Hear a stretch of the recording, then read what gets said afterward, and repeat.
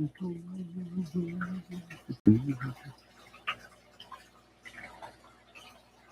right, I don't know if we're live or not yet. Looks like we are. There we are. Hey, everybody. I'll give my man a little tug just in case she's watching.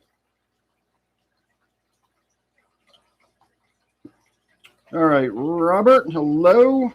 And it looks like that's all we got saying hello so far. All right, everybody, we've got a special presentation tonight, hence I'm going live an hour early. We're swapping out the 60 for 75 tonight. The tank is already here. It's sitting out in my driveway on the stand, but Steve is supposed to come over and help me actually do the carrying the tanks in and out and all that. He's had a long day, and he's not going to be able to get over here until maybe 8 o'clock-ish. So we're going to start by getting the 60 broken down, and ideally, by the time he gets here, the 60 will be ready to just go outside, and then we can bring the 75 back in, and we can start working on the 75. But first, we got to get the 60 broken down. Hey, Neil. It is 7 o'clock. Going live early tonight. We got a bunch of shit to do. All right, I've got the ponds getting topped off right now, so let me go turn that hose off before I forget about it. I've already been making preparations here. It all kind of came together at the last second. I was kind of planning on doing this tomorrow when it would have been a little more leisurely and a nicer, day during the daytime. But Steve said his plans had changed and he wouldn't be available tomorrow. It was either tonight or next weekend. And since I got the tank sitting in the driveway, it's kind of going to be tonight. So I've already gotten a big tub full of water sitting over there. That's where the goldfish are going to go once we get them out of the tank. But first we can get a quick feeding over with. We're not going to make much of a show out of this. Just give a few people time to get here. Give me time to collect my friggin' thoughts. Again, this all kind of came together in the last half an hour or so. And here we are, doing a big-ass tank swap on Friday night. It was kind of spur of the moment, but like I said, we kind of planned on this, so it wasn't exactly spur of the moment. But I don't know. I just kind of wasn't expecting it to actually come through tonight, and I'd sort of settled in for a regular old night. In fact, I was even going to skip the live stream tonight since I figured I'd be doing one tomorrow with the tank swap. And now here we are. All right, let me just get this hose over here and out of my way. We're going to need it again in a minute, but I'll come back and get it when I need it. All right, let's throw some food at the goldfish. Actually, let's put some food inside the tower tonight. Haven't done that in a while.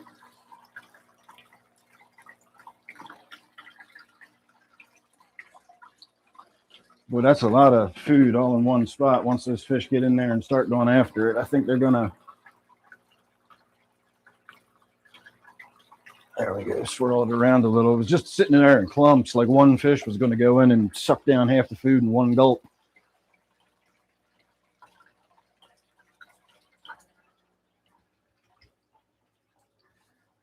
And if you give me a second, I'll get my app turned on and we can zoom in on the tower a little bit.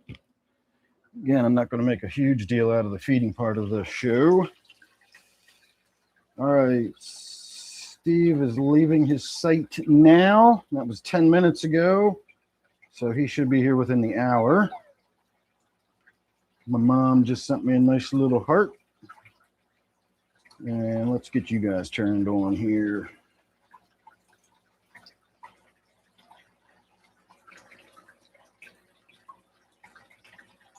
Oh, I didn't want to do that. I don't know how I blow it up, get it that small sometimes. I didn't mean to put you on a dot. All right, let's see who else we got joining us. We got Bucks Guitar, hello. Joe, hello. Yeah, I'm really excited about this swap. No, this definitely does not need a humidifier. Jess. Steve is on 83 in the Beltway, so he will be here in half an hour or so, and I haven't even started on the 60 yet. Man, you're not kidding. It was a heavy tank. When we pulled the stand out of the back of the truck, hey, Kane.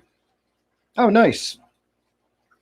When we pulled the stand out of the back of the tank, I was expecting it to be one of those like press board stands, like all the other ones I have, but it's like an old, like real wooden stand, like old school, old style furniture. And it was so light, I couldn't believe it. And then I was just like, oh yeah, let's pick up the 75 now. And I was, when I say it was really heavy, I don't mean it in the sense of like I struggled to lift it, but it was really heavy in the sense that it was a fish tank, and I simply was just not expecting it to weigh that much. It was, oops, sorry, I keep forgetting I got the shit all zoomed in on you. There you go.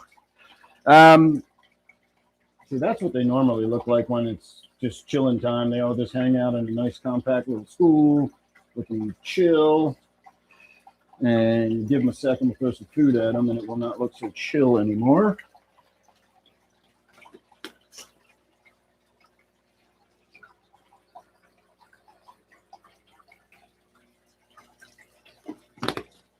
So that one going in for the kill right now is actually a jewel cichlid.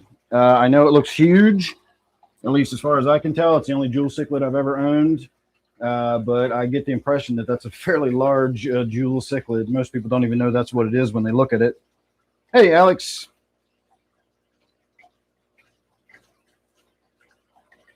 Yes, I definitely have moisture issues down here in the basement, but not just because of the fish tanks. They just exacerbate the problem. My water system and my water pipes and all that stuff in the summertime, when the cold water is running through them, like a lot of times I'll be watering the garden. So the water is just running. And of course, it's coming out of the ground. So it's 55 degrees or whatever. And my pipes sweat. And the far side of my basement where all my water system is, literally, like, it looks like it's raining. Water just drips off of my pipes and shit. And I've had it suggested that I could put like some insulation and stuff on the pipes, but I don't know. I've never gotten around to it. So it's very moist down here most of the time. But having said that, we usually sit around 50% relative humidity. I can look at my humidistat in here. Right now we are at 65% humidity. So that's actually pretty humid. Still falls within, 40 to 60 is kind of the sweet spot window you want to be in. So I'm a little more moist than that. But whatever, I'm not too worried about it. All right, let's throw some algae wafers at these guys, and I'm going to start draining the 60. And I'll get the camera over on the tank once I actually start catching the fish and, doing stuff in there. But for the meantime, we can start getting the water out of it at least.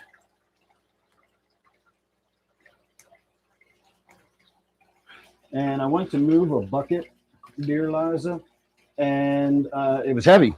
So I opened the bucket up, and it is almost completely full of aquarium gravel. So I was kind of wondering if I was going to have enough of the substrate in the 60. It's only a foot deep, whereas the 75 is 18 inches deep. And so I just figured I'd have the same substrate. I would just spread it thinner.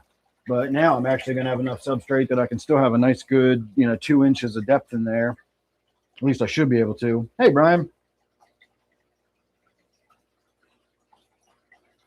East Tennessee. How are you guys dealing with that cold weather down there?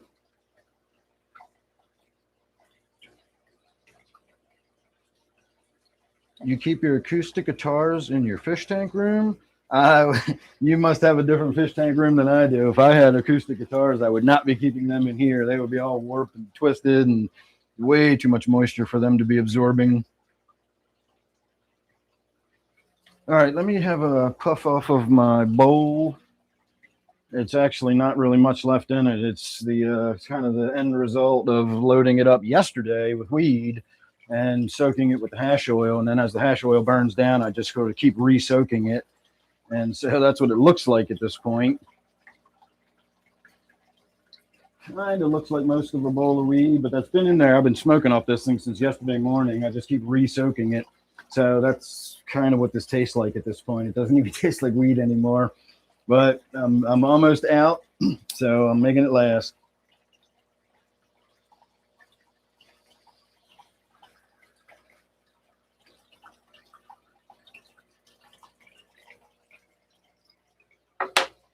All right, let me go get the hose. Oops, sorry. I'm trying to close my phone out for a minute here.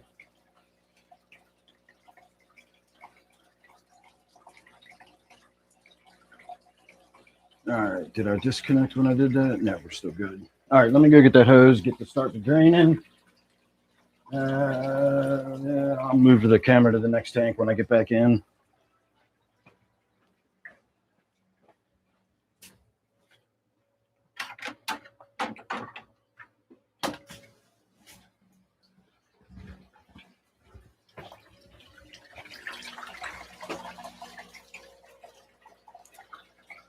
All right.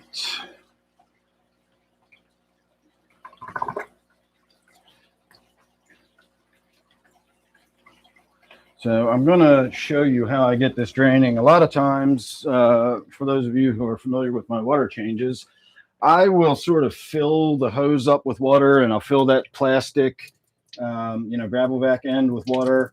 And then when I dip it into the tank, there's no air bubbles in it. So all I got to do is disconnect the hose at this end and put it in the drain, and it just starts siphoning. I don't have to do anything to get it siphoning.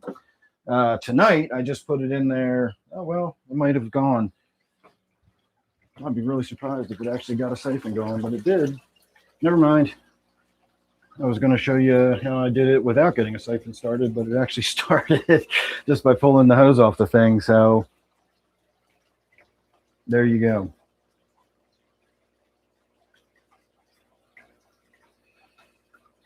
All right, fun puppies, how are you this evening? Live long and prosper. Yeah, we're supposed to be 60 tomorrow and 30 by Sunday evening.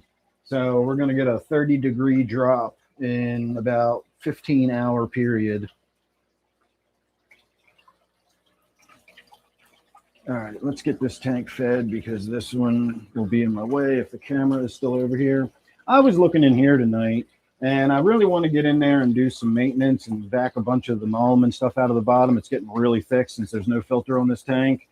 If we look down here, you can really see how much mulm is developing. But if you look through the leaves and everything, look how thin that's getting. Remember how dense and compact all the growth in there used to be? It's really starting to open up. It almost looks like it's growing into where I would like it to be, lush and verdant, but also, not a blockage from being able to swim. And being open like that, the fish can easily swim through all that. The other thing I noticed while I was looking in here tonight is the only fish I see besides the angel and the betta fish is one single live bearer. So this tank used to have quite a few fish in it, and I think they've just slowly died away and really noticing. And we're down to almost no fish left in this tank. So we might be looking at restocking this one a little bit here soon, too. So needless to say, we don't need to do a lot of food in here tonight. A little bit down this end for the angelfish, a little bit over there for the betta fish, and then just throw some random crap in for the live bearer or whoever else in there.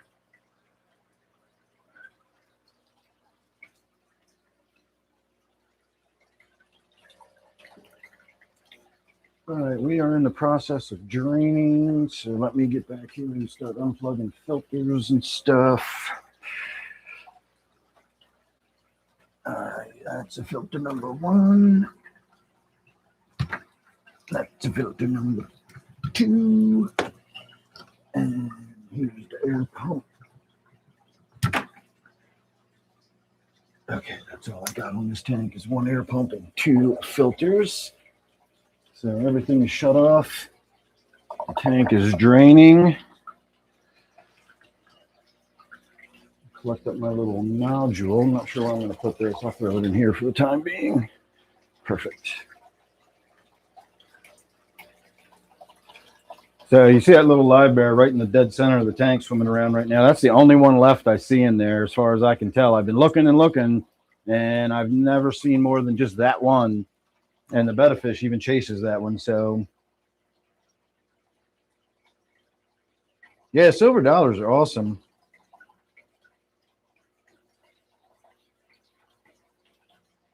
$91, damn. Yeah, -5, I would imagine everything is frozen.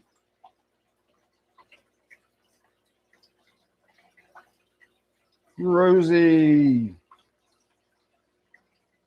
The plan with the new tank is I'm going to wing it.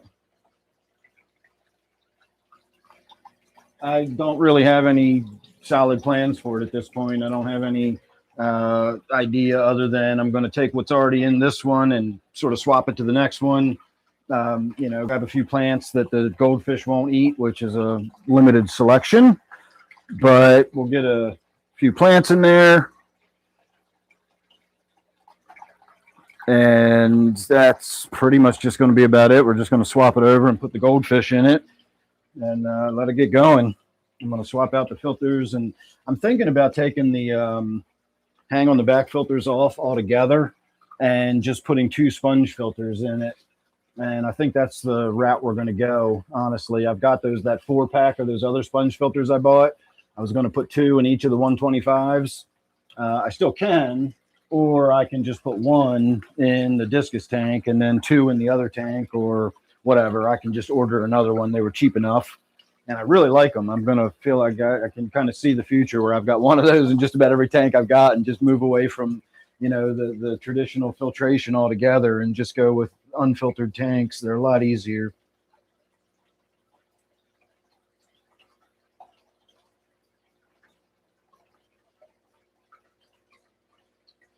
Though I could certainly do with missing an East Coast winter. I'm not complaining though. I mean, I complained about the frigid, bitter cold temperatures we were having, but I dodged 2 bullets in a row. I'm really in a sweet spot for weather. It either goes north of me or it goes south of me. And so that first big blizzard that covered everything with ice, it was that crazy ice storm. My customers down in the southern part of Baltimore and down towards Annapolis and whatnot, it was insane. Like I fell down. I couldn't walk on their properties. Their hills were just sheets of ice, like thick ice on top of thick snow. It was a nightmare trying to get out there and all that kind of shit. We got almost nothing here. We got a little bit of snow and that was it. And then the next big blizzard that went through that dumped on New York and New Jersey, and they got 2 feet of snow and everything. Again, I got maybe 4 inches, 5 inches in the grass, and maybe 3 inches on the sidewalk. That was it. It just both, the one went south of us, the other one went north of us. So I'm not complaining.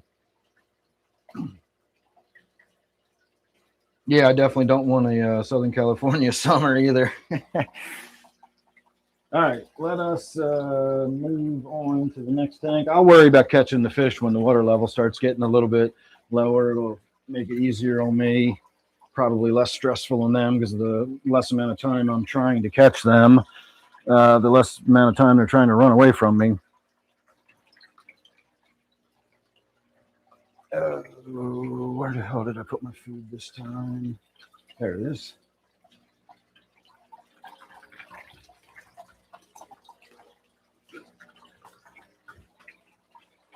All right, sticking with the vibrobites.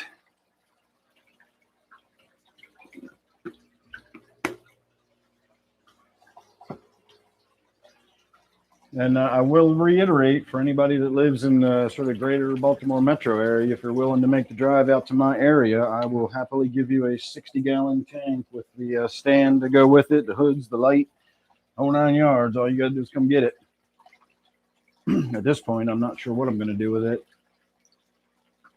I don't think places like the Restore take aquarium stuff. I don't think I've ever seen aquarium stuff in there. And if you don't see it in there, that's usually a good indication that they don't accept it.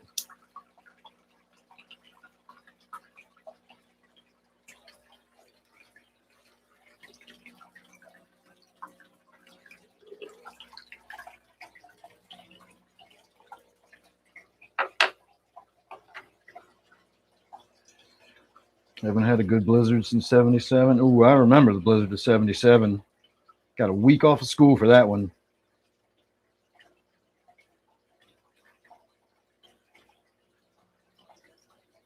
Yeah, seeing snow at a distance or looking at videos of snow falling is great. And I will admit, when we got that snow the other day, it was real sticky and like the trees, like it was a winter wonderland. It was fucking gorgeous outside. It was amazing. But it warmed up the next day and all that wet snow, was out of the trees. And like, so it was just gone. And by the middle of the afternoon, it was just like, great. We got snow all over the place again. But when it's falling, I like it, provided it's a pretty, when it's going sideways at 60 miles an hour in a blizzard, that's not necessarily pretty. But gently falling snow is pretty. I like walking in the woods when it's snowing. You can hear all the flakes falling through the branches and everything. That's always nice. But that's about it. That's all I like about snow.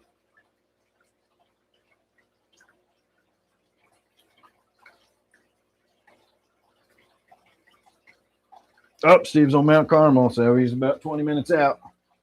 Maybe 25, depending on where. I guess he just got on Mount Carmel, so he's probably about 20, 25 minutes out. I did not bring my iced tea downstairs, so I'm going to run up and get that real quick while you all are watching that tank. And in fact, I might even have to fill it up because I don't know how much tea I got in my bottle.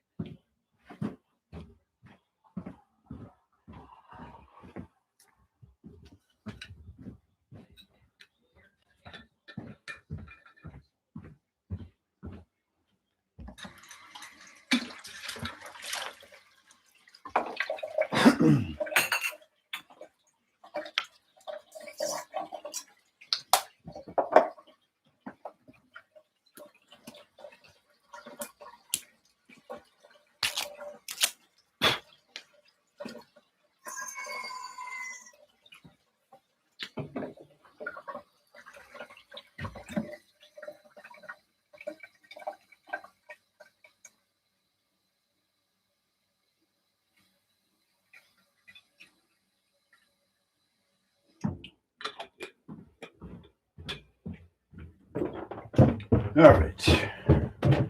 I did have to fill my bottle. It was empty.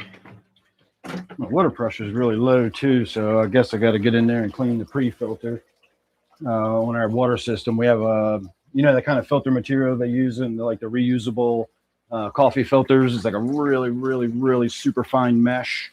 I have a filter like that in my water line that's before it gets into my water system, so it collects any sand or any detritus or anything that comes up from the well, gets caught in that filter first before it goes into my water system, and then my water system does further filtration and whatnot. And when that thing starts getting a little clogged up, my water pressure gets really low, and it's seeming like I need to get in there and rinse that out now.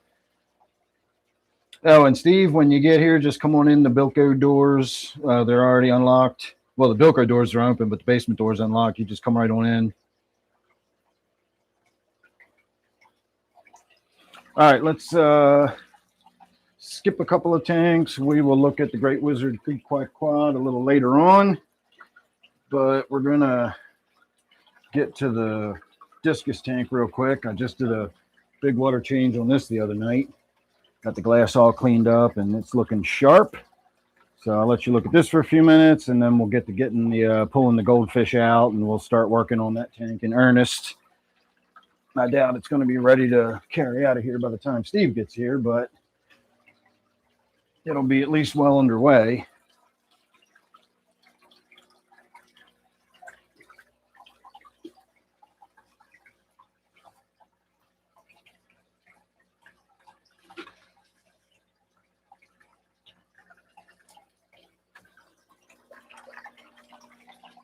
And I honestly don't know what I'm going to do with the 60 once we get it out of here. The only idea I have, and I'll have to wait to see how Steve feels about this when he gets here, is I have an old elliptical in my basement. It doesn't work anymore, and I'm just waiting for my neighbor to do a landfill run or whatever they call it, the recycling center. He usually goes down there every spring with a truckload of stuff, and he already told me I can throw that in the back of the truck when he goes. So I do want to get rid of that. And if me and Steve can pull it out, we could put the 60 where that is, and then just put the elliptical in my driveway, because I really don't want to set this tank and stand out in my driveway. It's going to get rained on come Sunday. So I'm going to have to figure out where I'm going to keep this 60 until I can get rid of it. I just don't have room for it. My house is filled up with stuff. All right, let me take a few puffs of nicotine.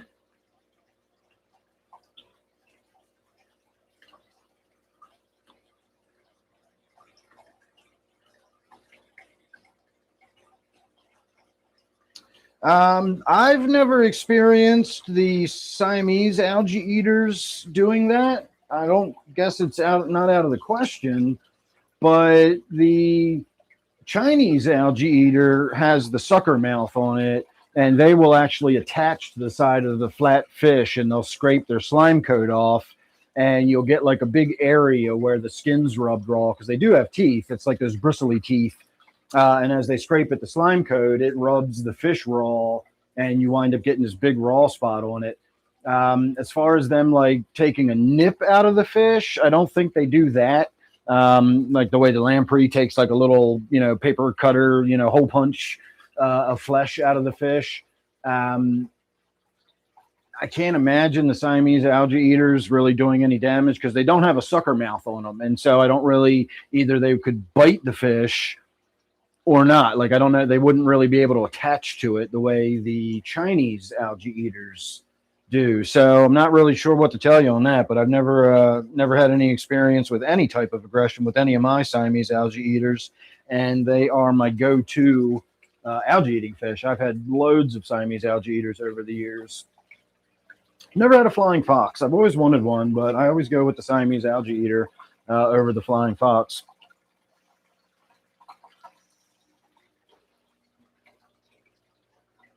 I actually figured out a new way to hit off my vape today a couple days ago, but I've been hitting off it like that today, and it gives me a much better hit. It's a lot louder, though.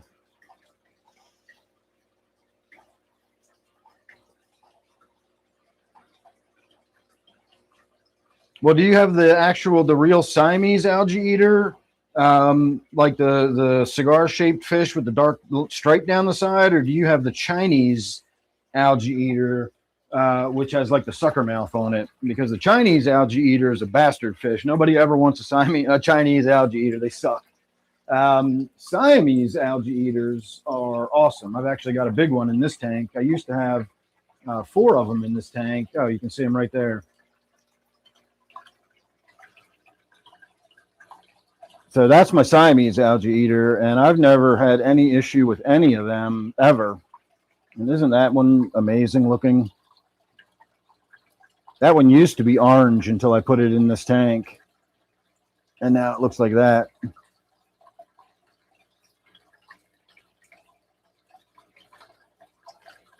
Look at all that blue on there. It's insane.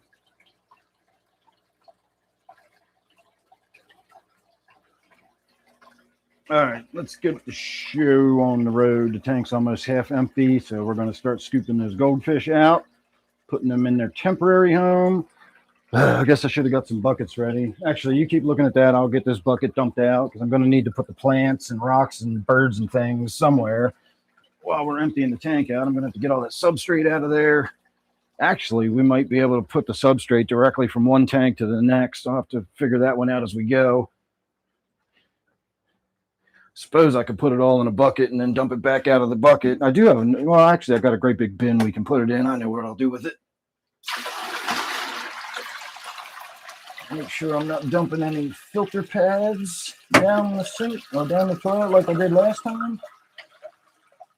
I don't care about all the Java moss and all that shit going down there, cyanobacteria or whatever, but I actually dumped a big ass filter, like a polyester pad down the toilet the other night by accident. Forgot it was in the bucket and just poured the bucket in the toilet. Had to get the old plunger out for that one. All right, somewhere around here, there it is.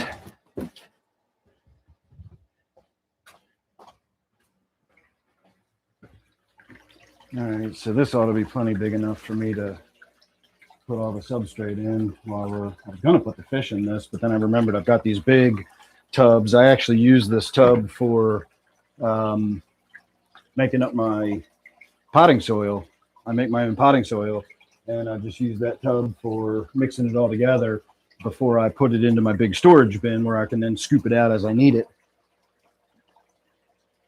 And so I took it out back and washed it all out with the hose, got it nice and clean, and I filled it up with some water, and now we're going to catch these goldfish and put them in there. All right, let's start with my big one.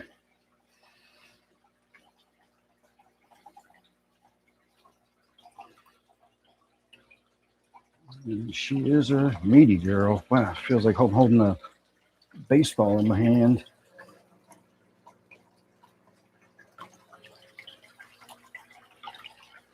All right, that's one.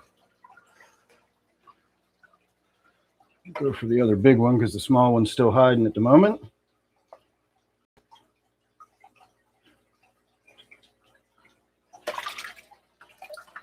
And I swear this one weighs at least as much, if not more, than Wednesday.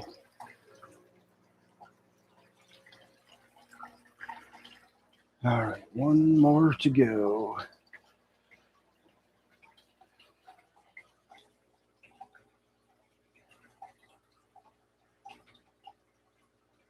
Wouldn't it be nice if catching fish, like catching all aquarium fish when you want to transfer them or do something was that easy? I've had guppies that were harder to catch than that. Well, one fish is already lying upside down on its back. Are you okay there, Ty?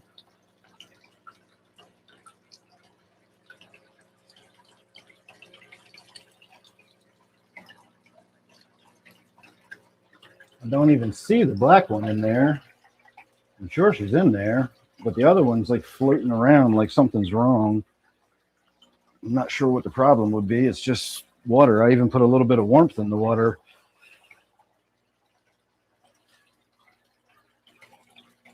I can see some movement where the black one is in there swimming around, but the other one is still just lying flat on her back.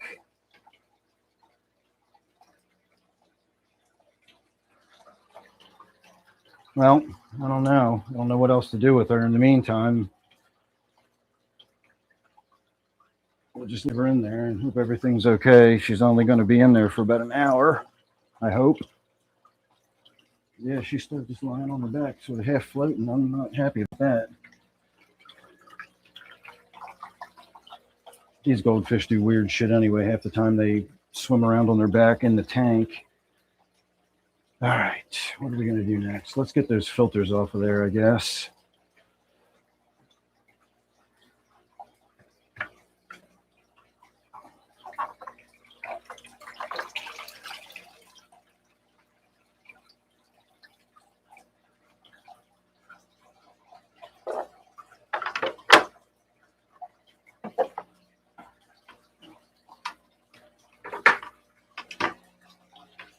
I'm going to stick these in the shower stall in the bathroom just to get them out of my way.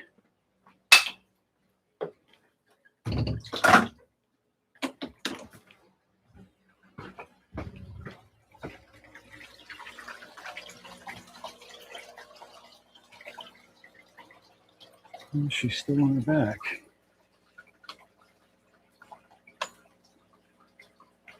All right, let's get this one out of here.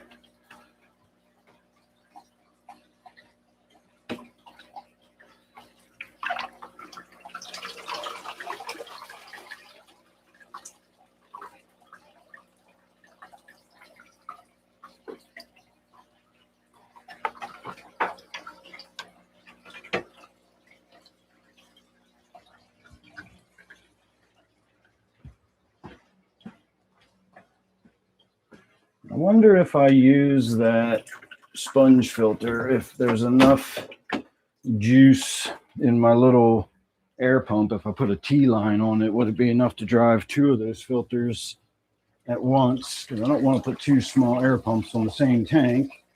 I'd rather just split up the force of one.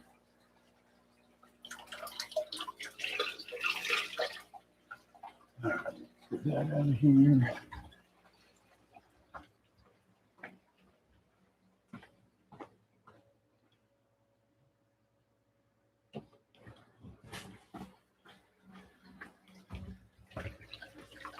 And let me get my plant bucket. Dear Eliza.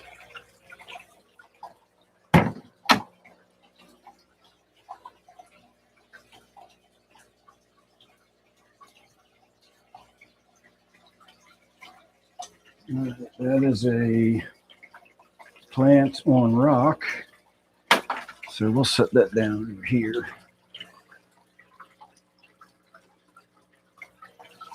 I don't want to put a bunch of other stuff on top of that and break it off of the rock. Let's see what this one's got going on. This one is already, well, it started to attach to it, but it's only barely attached, so we can go ahead and pull that off of there.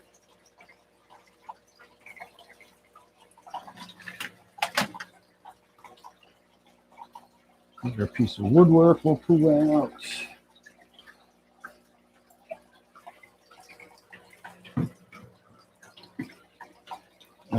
We've got a bone. And we got 2 jaw bones over here, so we'll pull those out.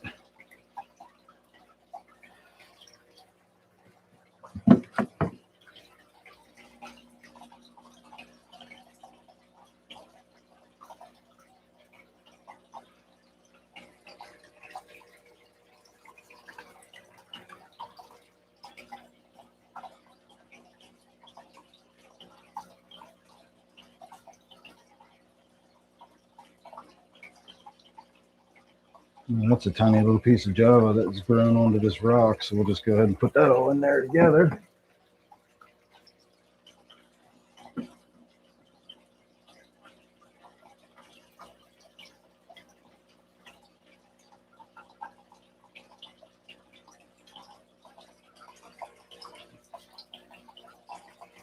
That's all dead. That didn't even make it. So that can go right in the trash.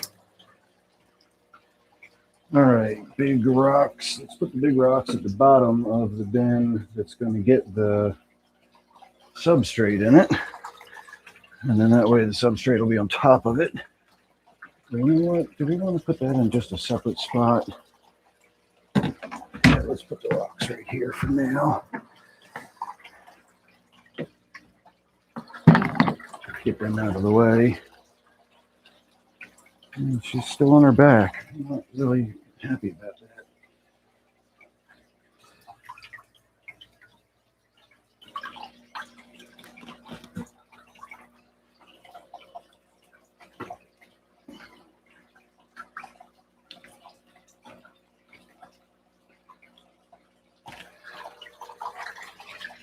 All right, that's only a couple rocks, so it's not like that's taking up a lot of space.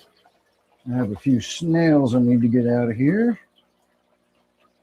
Remember, whenever you got a snail that's on the glass, you always want to remove it very gently. Let the snail let go of the glass. Don't pull it off of the glass. And we will put them in the same tub with the fish. Looks like she's trying to roll over, and she's kind of swimming on her side now.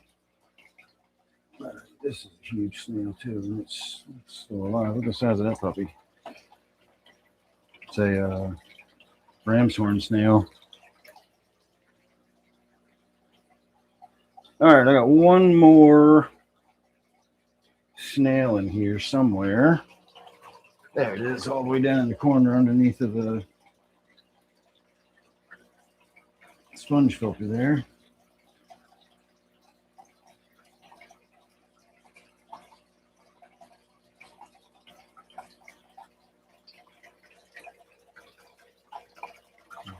Golden mystery snail.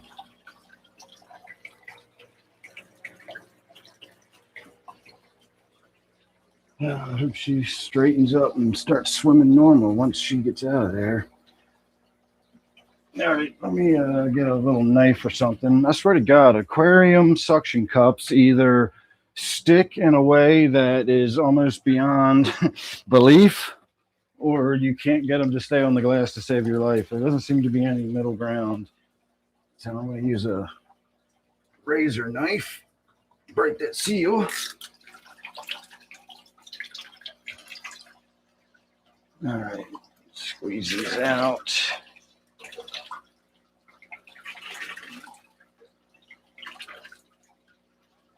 I'm hoping the shelf back here where I keep some random crap, including the air pump, I hope that will be able to stay there. It should. If this tank fits underneath of it, the 75 certainly should be able to.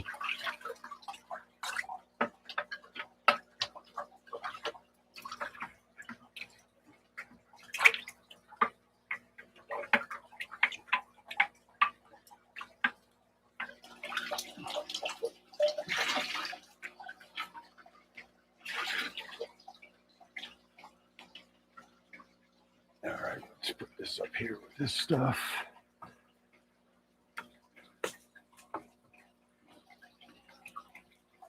Probably just rusted out my razor knife by getting it wet. Next time I go to use it, it probably ain't gonna be worth it. I might as well just throw it away right now. Probably can't dry, get the water out of the inside of it, even if I dry the blade. All right, let me get caught up on a few comments here.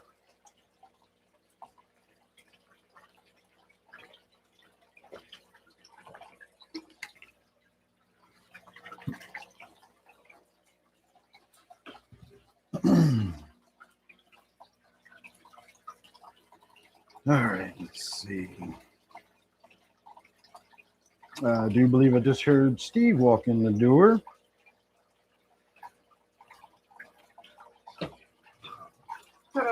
Steve, you made it. 40 minutes in bed. I had to get a battery to charge my Who? shoes. Oh, that's you talking in my pocket. I was going to say, where's the noise coming from? It's just you. I got the okay. stream Yeah. All right. Steve had the stream on in his pocket, so I'm hearing a reverb of myself. Yeah, there's a lag time, so that's why I was getting a weird reverb. I didn't know what was going on. Yeah, I'm 4 minutes and some seconds behind the line. But I'm here. All right, well, turn that off and put your microphone on.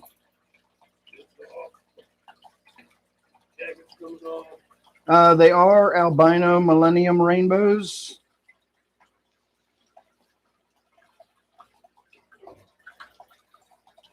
Yeah, I don't know what to tell you about the algae eaters being aggressive like that.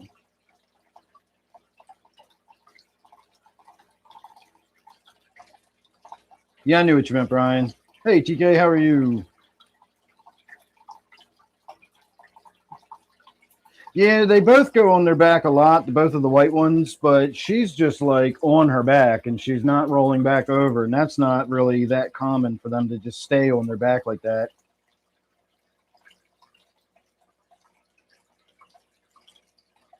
Hey, 310, how are you? All right, I am caught up on the comments. So now we got to get the substrate out of there. But we're still draining it with the water. Hi, everybody. Here I It's am. Steve. From work, exhausted. I woke up at around 4:10 a.m. this morning, put in almost 13 hours, and here I am. Feel like a young man. I used to do this 20 years ago. You say I used to be able to run schedules like that. Yeah, that's why I was saying that tomorrow might have been better because of your day and everything. I figured you just wanted to go home. I got to be in Glen Burnie at 9 o'clock. Yeah. Oh, you're doing that tomorrow? Okay. I can't do it Sunday. And you're going to be there for 6 fucking hours, dude. Buying a car is miserable. I bet you are. 4 at least. Dude, buying a car is insane. It's the same place I bought the blue board. And I think it was under 2 hours, I believe. When we got Chrissy Subaru, we were there all day. Really? Well, there was a problem. She does that thing where like her credit is locked and she's got to put in a code to let somebody do a credit search on her. And it wasn't unlocking. And eventually we had to drive home and get some number and go back. And well, they didn't want us to leave. Like I told them, like I could drive home. I'll be home in 25 minutes, come back. We can just do this. Like, no, just wait. We'll get it sorted. They just didn't want us to leave because they didn't want us to drive off the lot, you know. And it took me 2 hours before I finally started getting angry and saying, look, you can't hold us hostage here. I'm driving home and getting the thing you need. I will be back. And they reluctantly were like, okay, I guess that's the best way to do it. You don't have a fucking choice, dude. I'm not like, you don't have a choice. I'm leaving. I got almost held hostage one time, and I'm saying that sort of metaphorically because I know there are real people being held hostage right now. But when my truck got smashed in my last in the car accident, and I was in the rental unit, they only authorized me for like 3 days in a rental or something, and I hadn't gotten a new vehicle yet. And as far as I'm concerned, that ain't my problem. That's whoever is paying for the claim. They can sort it out. And so I kept the truck like 3 days longer than I was supposed to. And when I finally took it back, the guy was like, oh, you owe all this extra money. And I'm like, well, I don't have any extra money. I said, that's just going to, have to go in the lawsuit. And so my attorney said, just tell them that, we'll pay them And then when we settle, we'll just take that money out of the settlement and everything. And so my attorneys agreed to pay them. But that dude didn't want to hear any of it. He was not going to let me leave until that bill was paid. And I said, look, my wife is coming to pick me up. And when she gets here, I'm leaving. And he's like, well, you can't leave. And I just looked at him. I said, are you holding me hostage? Are you telling me I can't leave your premises? Right. And he was like, no, I'm not saying that at all, sir. But you really do need to. I was like, I do not have, like, I don't know what the fuck do you not understand about this? I brought your truck back. I'm leaving when my wife gets here. Right. You sort the rest of it out. You've got my attorney's number. You no longer have a problem. And that's exactly what I did. Is returned. Yep. I saw the missus pull up in the truck, and I said, all right, I'll see you. And he was just like, and I just walked out the door like, what the fuck are you going to do? Like, literally hold me hostage? Well, at first, after the accident, I talked to the other insurance company. Well, first, I was a little confused, so I called my insurance company. It was like, hey, it was an accident, other guy's fault, blah, blah, blah. And they were just like, okay, do your recorded statement and all the things. And then they were like, yeah, we'll call you back when we know more information. And I'm like, all right. And then I talked to my dad, and he was like, well, what did the other insurance company say? And I was like, I'm supposed to call them too? And he was like,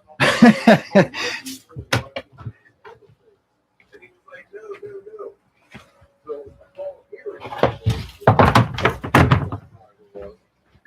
And they were like, oh yeah, we got your information. The other drivers already put in their report. And I was like, well, how do I go about getting a reimbursement for a rental car, because my car isn't drivable? And they were like, oh, it said you drove it away from the scene. And I was like, yeah, because it was 3.5 miles to get to work. I need money. I'm going to work. But, about a half a mile into that trip, I realized this car ain't right. And it sat from Thursday morning at work until Monday afternoon. And it got my buddy's truck, trailer, and all that, and then towed it to my mom. And they were like, oh, yeah, well, we'll get you a rental car. It's their guy's fault. You'll have it for 5 days. Yep. I'm like, well, when should I expect to check then? Oh, that'll take a couple weeks. Yeah. Like, you expect me to just go buy a vehicle? Yep, they do. That's exactly what they expect.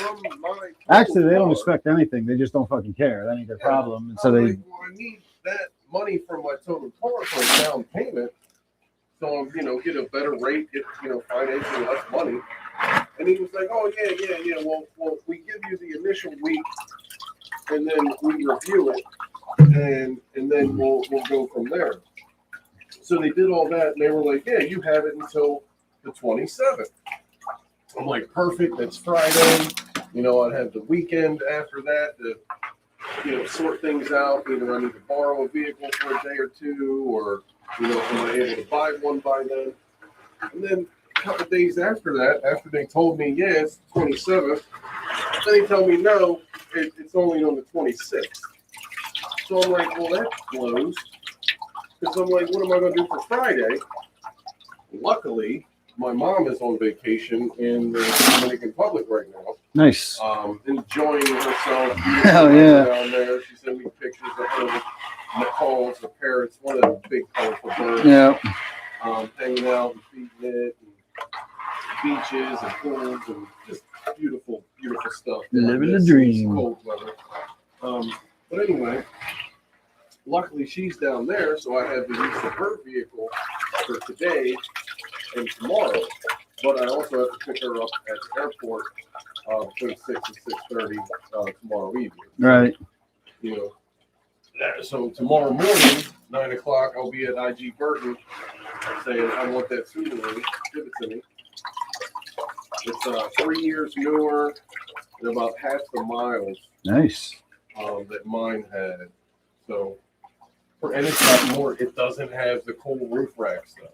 Mine had the fold. I think the missus has the same one. You just slide them over. Yeah. So this one's actually got the more streamlined. But it does come with the Subaru add-ons for the crossbars. So I don't have to buy crossbars. It does come with them. It's just they're not the cool ones that fold flat and all that coolness. But will you be able to put a tag on it? Oh yeah. Oh, there you go. That's all that matters. I'll have to work to see with the cool roof racks. They have the built-in hooks to where I can hook my straps and all. These don't. So I'm gonna have to rig something up. And I've had the universal racks in the fan or I've used them in many different ways. So definitely will figure that out. There's a lot of stress, man. Stress that I was Yeah, it is. Do you have anything that I could talk? Because I am without.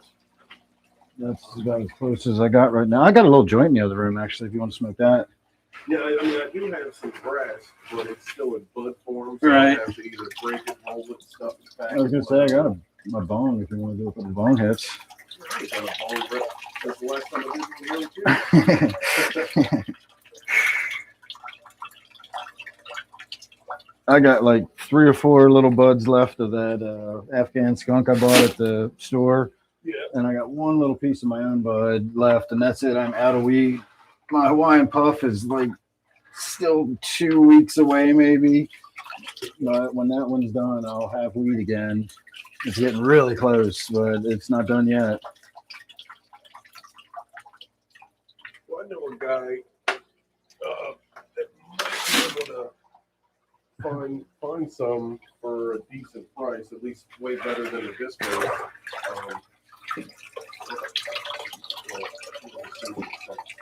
Yeah, as I said, I got a little bit of cash right now. If he's, got some to tide me over, because I know I ain't going to make it until my next one's ready. I'm going to have to buy more. I'm trying to go as long as I can, but I'm going to have to.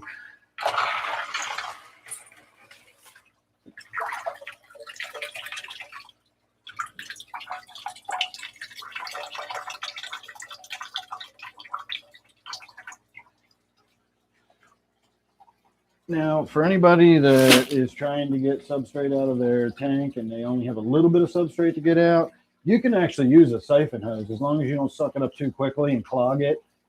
Just siphon the gravel right off the bottom along with the water, and then you can just dump the water and pour the water off. Obviously, when you're doing this much, you can't really do it that way. I mean, I guess I could do a small amount, pour the water off, dump that sand into another bucket, and this just seems a lot easier to get the bulk of it out. When it gets down to only a little tiny bit, I can, tip the tank up on its edge and we can dump it out or something.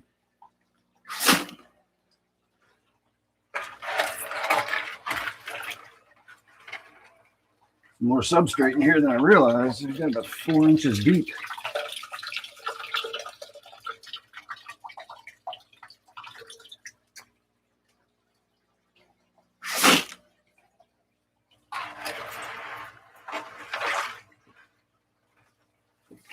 Yeah, this is really been an exhausting day.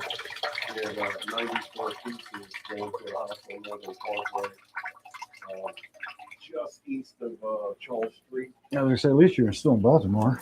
Yeah. But that means there was next to no travel time. So once Yeah, we loaded the truck, it's pretty much 20 minutes you're busting your ass. Yeah, that's true. But at the end of the day, you're off, and then boom, you're there. You're done. It's, finishing up in Philly. Right. When I sprayed bee repellent for that other company before I started doing it for myself, that's how they would always do it, because they had one of those, they were one of those people that paid the employees as little as they possibly could. So even though I would get there at whatever time, and it would be an hour before the trucks were loaded up and ready to go, they wouldn't start paying me till I drove away. So all that hour I was there loading the trucks up, apparently that wasn't work. And then they would say that, I had to call them as soon as I was finished at my last customer. And then I went off the clock at my last customer. So they didn't pay me for the drive home. And so they would route it so that you left there and you went right to the first customer and you worked your way away from the, and then I finished up in Hunt Valley or something, had a 45-minute drive back. And they would always make me call, and, so the drive home was off the clock. And so you can see why I don't work there anymore. Yeah. If I am behind the wheel of a company vehicle, Yep. I'm not getting paid, I'm not driving. If I'm there, again, when I show up in the morning, I'm loading the truck up. How does this not work? If this isn't work, then I'm going home and getting in bed. You know, I'm here. Well, I'm wearing your fucking uniform. I'm at your property. I'm loading your trucks up with your shit. Like, my uniform, I could be getting paid right now. yeah, Basically, what they do all day, pick stuff up. yeah, but you're not doing it for them. They ain't getting their slice of that. But it was one of those jobs where it was just so long and tedious that you kind of get frustrated. But the homeowners were just so friendly, nice, good conversations, just great people. Yeah, I've had the kind that were long and tedious, and the customers were assholes. Yeah, we got a couple of those. Yeah. But these people were just so amazing. Beautiful house, beautiful furniture. Kids were awesome. The kids were thanking us. It's like, I don't know why you guys are thanking us. Your parents bought this stuff. You might want to thank them. We're just Raised with proper manners, that's why. But yeah, and then when we left, I thought she was taking the kids somewhere or something. And then she came back. She must have went to the bank and handed us all a $100 bill. Nice. So it's definitely worth it, and it really makes me enjoy my job when the people show that much appreciation. Yeah, they actually appreciate what you're doing. I mean, you could call it greed or whatever, but to me, it's showing appreciation. People do things for me, you know, I try to give them some type of monetary thank you rather than a pat on the back. Yeah, show me, don't tell me. Right. My boss can tell me what a great job I'm doing all fucking day long. Give me a goddamn raise. Show me you appreciate me. Don't just tell me.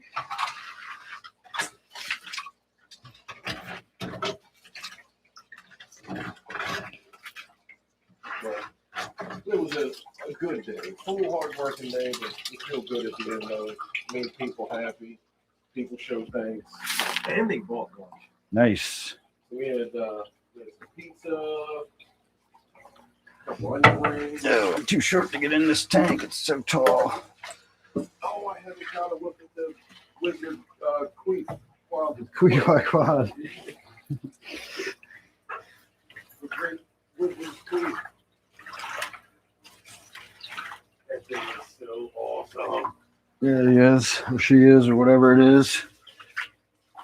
It seems to use this pectoral things a lot for Oh, it does. It does the hover mode sort of thing, like the way the puffers do. It uses its front flippers for most of its navigation. When it really wants to cruise around, though, it does use its whole body and tail fin and everything. Yeah, I can see what it really gets going. Oh, look at it open its mouth. Oh, that's so cool.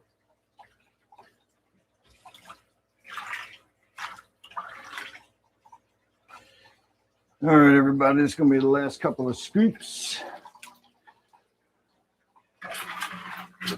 And then whatever else is left in here can just stay in here. I'll dump that out after it dries out.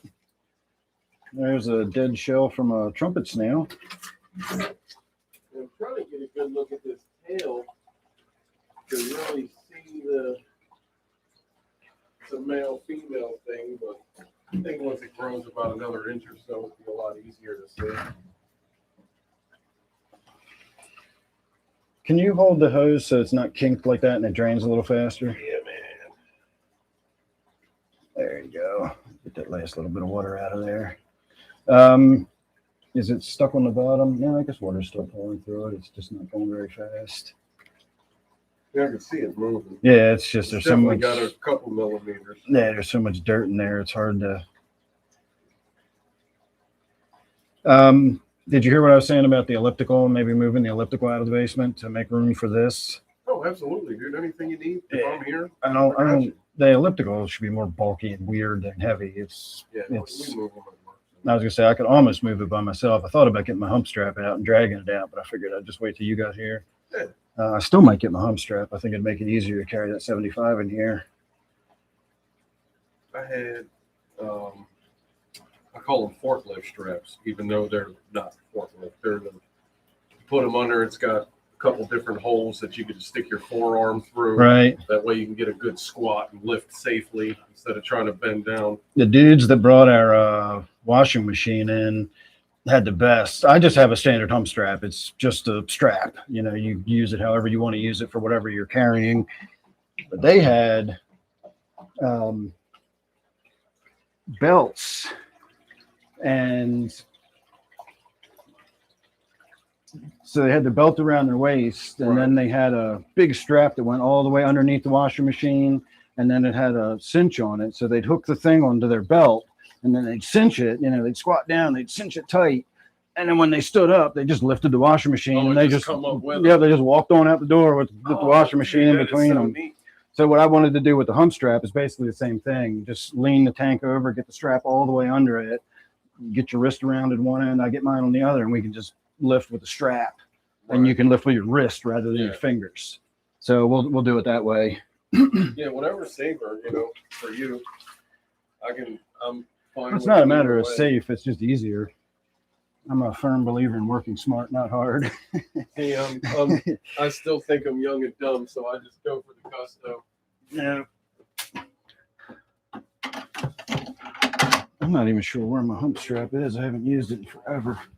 I used to work for a moving company. That's why I have my own hump strap. And if you don't know what a hump strap is, it's exactly what it sounds like. It's just a strap you use for wrapping around boxes and lifting furniture different ways and that sort of thing. I mean, we try to do things the easier, you know, safer way. But sometimes we're just like, you know what? Getting late. Just grab his sumbitch and let's go. All right, let's see. Zany, you made it. All right. Zane's in the house. All right, let me get caught up on these comments real quick. We've been chatting for a while. All right, I think that's about where I was. Everybody's saying they can barely hear you. Oh, you didn't put your microphone on. Oh, there's a mic somewhere? Yeah. You can barely hear Steve because he didn't mic up. I thought he was wearing his mic this whole time. So when he walks away from me, you know, you were hearing him on my mic basically. Oh, see, I was talking at the camera. I didn't even see. Yeah, this is the mic that's picking it up. So you need to go put yours on. Yeah, where are we at? Right up here? Yeah, a little light, far right side. All right. Automatic or Yeah, you just put it on. It should connect. It's green now. Yeah, so. it'll connect once you take it out of the box. All right, Laura, hello. Can you hear me now? Mic check. Mic check. Steve, mic check. Everybody here, Mike? All right, so I am caught up.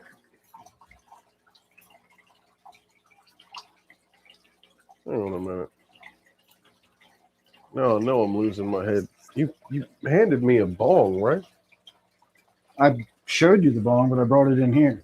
Oh, I was like, you just handed it to me. What the fuck did I do with it? Thank you, Janice. No, I did not actually hand you the bong. I just showed you the bong. All right. All right, I'm going to try to give you all a little bit of something to look at interesting while we move shit around on the other side of the basement. Yeah, she's swimming upright and looking perfectly normal. Oh, is she right at herself? Awesome. Yeah, because she was still upside down when I arrived. Well, when she swims, she's still going sort of wobbly, but she always does that. But she's just chilling, and she's right side up. And all the snails are on the side and have crawled up towards the surface. Everybody's just hanging out. So the goldfish look fine.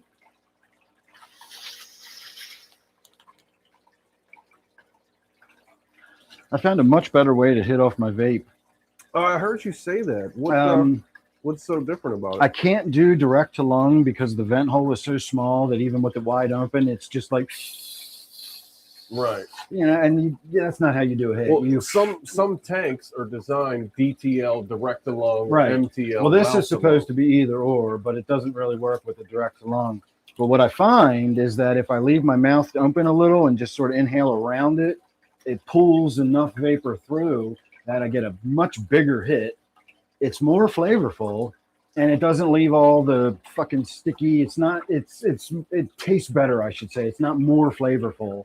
It's less flavorful, but it's a nicer flavor. It's not like that overpoweringly sticky. Is it still as potent? Oh yeah, I get a bigger hit off of it.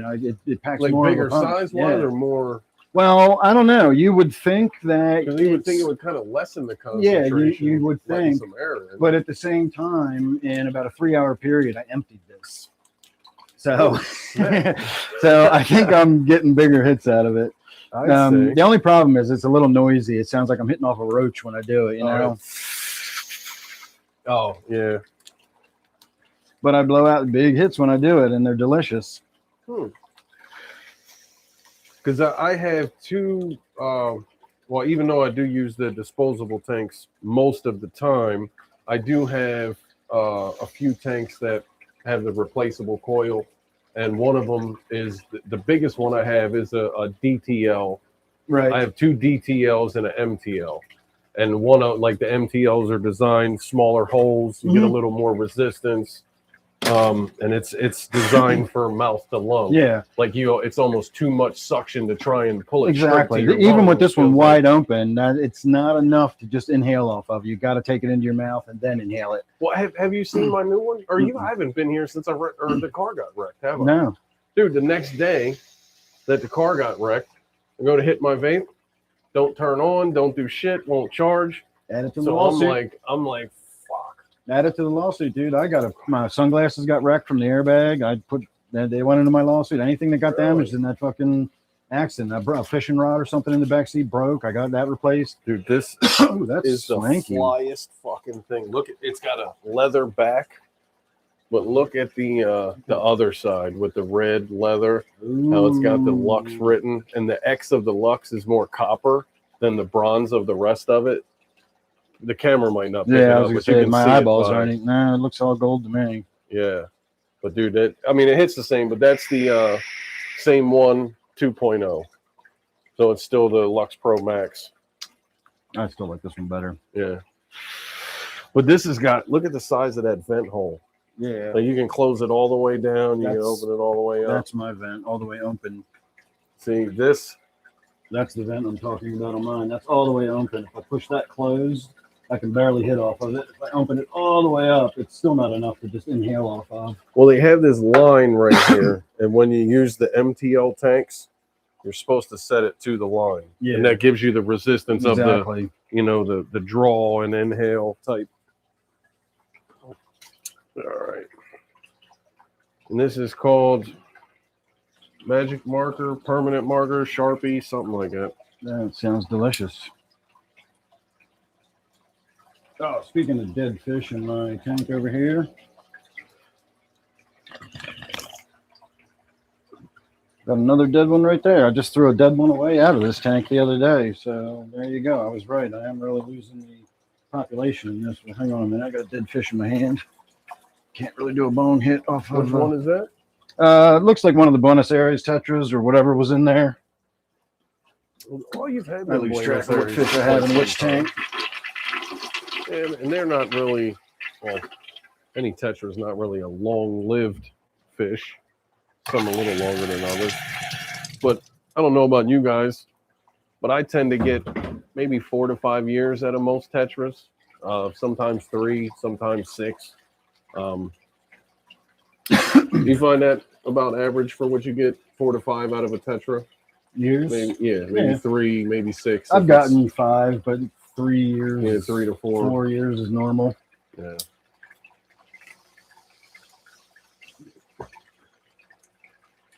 Let's see if he responded. Holy shit. Damn. That's good. It's better than the shit I got. Yeah, this is the response to curious on the price of a half ounce or whole ounce, and then he sends me buckets with flavors and Zaza. All right, we can talk about that sometime, not on camera. Oh yeah. All right. Hit that, and then let's get working because we got a lot to do left. Oh, I forgot I started early, so it's only 8 o'clock. We're good. Except for I'm sure you want to get this shit done and get home yourself. As long as I'm at Glen Burnie buying my new car tomorrow. You'll wake up at noon. Oh no, I'm fucking beating up. Well, that's cash, dude. My dad cracks me up. He says, "Yeah, if you need a ride Saturday to get that car, just let me know." And I'm like, of everybody I know in the Baltimore area, I'm going to call you from Pennsylvania to come to Baltimore to take me to Glen Burnie. I said, that ain't happening, Pops. I appreciate the offer. Here's a look at the pond for a little bit. We're going to be in the other room, hauling some shit out. My camera won't really work over there, so you're just going to have to cope with us not being here for a little bit. I don't even know if the microphones, as soon as I get outside, you're not going to be able to hear us in the microphone either. So again, just enjoy the show for a little while, and when we get ready, we'll be back with to get the 60 out of here, and once the 60's out, we'll be able to get the 75 in, and then we can start putting that together. So you enjoy the view of the Timu discus, whatever they're fucking called, silver dollars. You enjoy them, discus, and we got to get the elliptical out of the way first, because this is going to go where the elliptical is. Oh, I got you.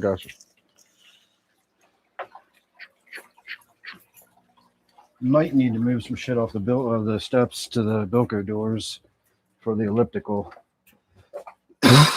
So it's going here. Yeah, we'll move this out of the way.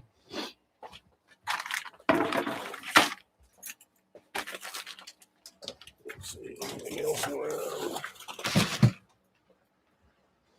And then we can put the stand in the 60 because it's really narrow. Yeah. Yeah, that 75 is a fatty. Yeah, it is. That was a nice looking tank.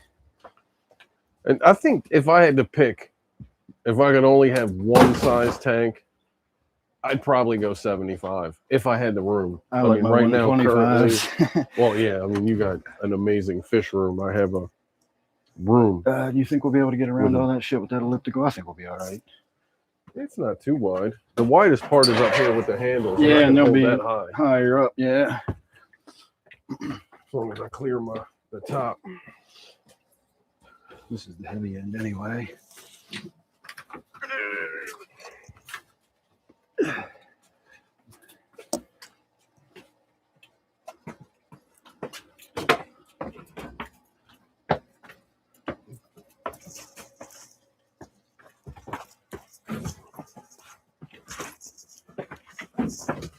Yeah, we had this 268-pound mirror today.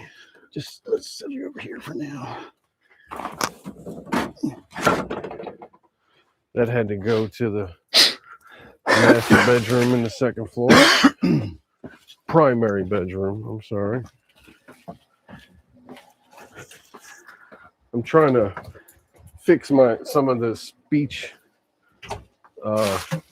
things. I didn't realize that master bedroom had such a negative connotation to it. Yeah, over the last several years, the just use of the word master anything has kind of fallen out of favor. But I'm trying to retrain myself to use primary bedroom as opposed to something negative.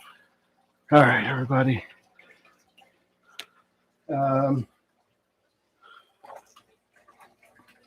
First, we need to get the tank off. And I guess we'll set that here. Then we'll move the stand. And then we'll move the tank onto the stand. Can't go 2 for 1? No. No. I thought about it.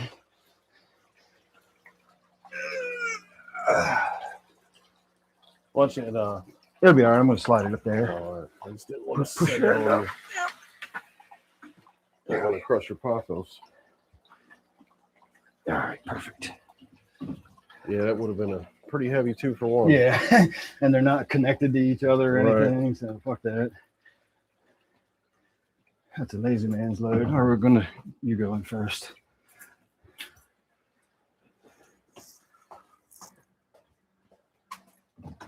You know, one of the most obnoxious things about delivering to some of these rich people's houses is the shoes. Yeah. But I get it. You know, some people don't like shoes in their house. I respect that 100%. But we lay out so many blankets when we move things. It's like I really got to take off my shoes to walk on my blanket. My own blankets. But it's their house. It's their prerogative. You know, it's my job to pick it up, put it down.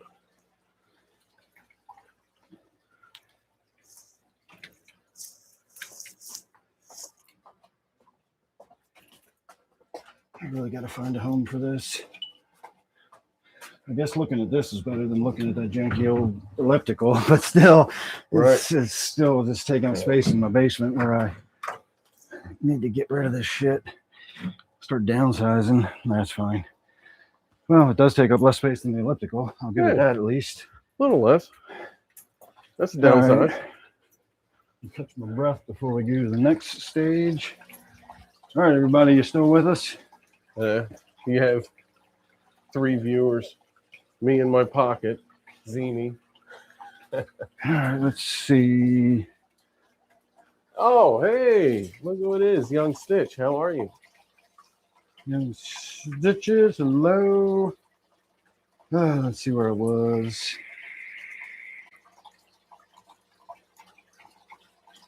Oh, somewhere right there.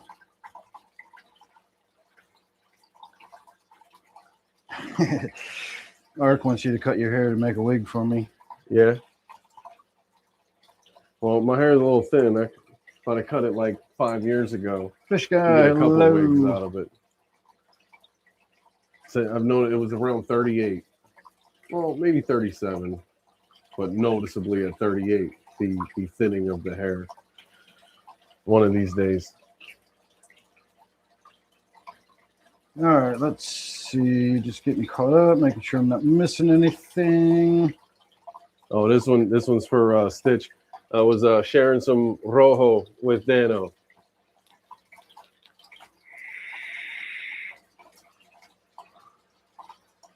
All right, I am caught up. Just add some hair back. And it's not quite that easy, Art. Wish it was. Bro. Thank you, Laura. All right. Next thing we need to do is go out and get the stand, which is going to be the easy part because the stand was really lightweight. And then we got to go get that big fucking bastard of a tank because it's heavy, dude. It's going to suck. If like we went from a 60 to a 75, it ain't going to be like an extra 15 pounds. Oh, no, it's different gauge of glass. It goes up. It's everything. It's like logarithmic, dude. It goes way up to a 75. I was really surprised when we pulled it down out of his truck. Just how heavy it actually was. Again, we're not going to struggle with it or anything, but I think it's about 130 something pounds. I have no idea. It felt like heavier than that. Really? Oh, my phone don't work in your basement anyway. I have to wait till we get You're outside. hooked up to my Wi-Fi. Oh, I am. I did. You're right. Last time Steve was here, we gave him our long, complicated Wi-Fi password, so he doesn't have to worry about it anymore when he comes over. How much does a 75-gallon tank weigh empty? You have to know what you mean. You got to say aquarium. An empty standard 75-gallon glass aquarium typically weighs around 140 pounds, which is about 64 kilograms. Yeah, so it's close. Steve about close, 130, 135. I would have said 150, so I'd have been on the other side. Yeah, it's still in the ballpark. That's because you're strong. Not as much as I used to be. I actually need to start doing something to keep All right, it. everybody, hang tight. We'll be back.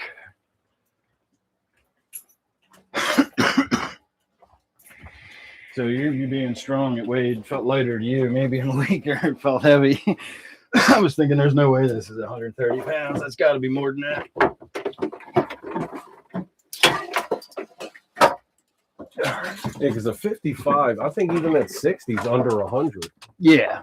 Right around it, it's close. If the 60 wasn't so bulky, I'd have been able to carry that myself. Yeah, because I've done a 55. Yeah, I can certainly do a 55 myself. 40. Yeah. I carried a 29 half full of water. That 60 was probably right on the limit of what would have been weight-wise, but I could handle myself.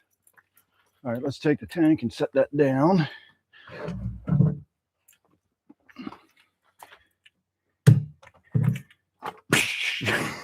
Don't say. Oh, this thing is so heavy. Yeah, oh, that's what goodness. I was saying. This is a joke. I have to use all my fingers to lift it. I don't. I only need one hand.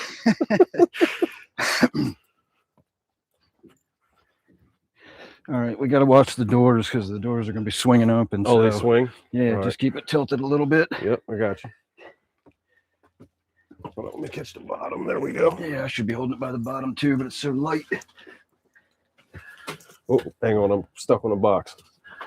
All right, go ahead.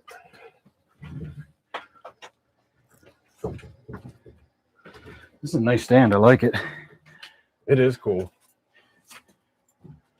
Yeah, I heard you. I had you on the phone while I was riding, and I heard you say that it was more like real wood. You were expecting like the press board. Yeah, I was expecting that MDF or whatever.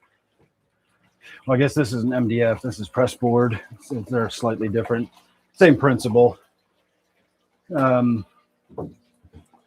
press board is like, yeah, because MDF is the multi-directional fiber. Right. It's more of the chunk chippy. yeah, it's all the little flat chips all stuck Yeah. together in different directions. The press board is like sawdust with glue, Yeah, and it's pressed basically until adhesive. yeah. Then it's usually got some type of liner in there that's not level. Yeah, this one's gonna wobble too. Do we have my shim down here still? Well, it's sitting Hang on, on the I got shim. you. That's why it's wobbling. I got the handy phone level. That's fine, dude. It was sitting on the shim from the other one. Oh, That's it why it was? was wobbling. I think that'll be fine right where it is. Let's see how close it All right, everybody. Here comes the fun part. is. Dude, that thing is pretty much on the money. Yeah, but It's green when it's perfect. I know, we looked at that before, and every time we wobbled it, it didn't Yeah. move. I don't trust that thing. It probably gets you in the neighborhood, but Hey, we trust it with thousands of dollars of furniture. you can trust it with whatever you want.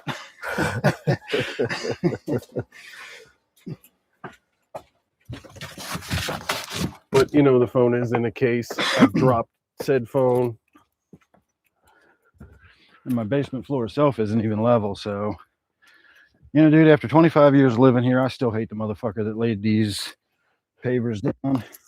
Every single one of them is just far enough away that you can't take one step onto the other. You got to do this little half step or step in each one. Cut out around and fill it with stone. I've thought about taking it, and if we just slide one over and make a gap and then add one, we could probably tighten them all up and then add 2 or 3. Watch that quagmire there. If we tighten them all up, we could probably just add 2 or 3 more pavers and we'd have a normal walk. Right. But they're just the wrong fucking distance apart. It's like from one to the next is fine. But when you step from the leading edge of one on to the next one, you're not going all the way to the leading edge of the next one. You're on the trailing edge of the next one. Right. And then so you can't. And then your next step, the third step misses Yeah, it the completely. third step goes in the grass in between. Or you got to do that little half step.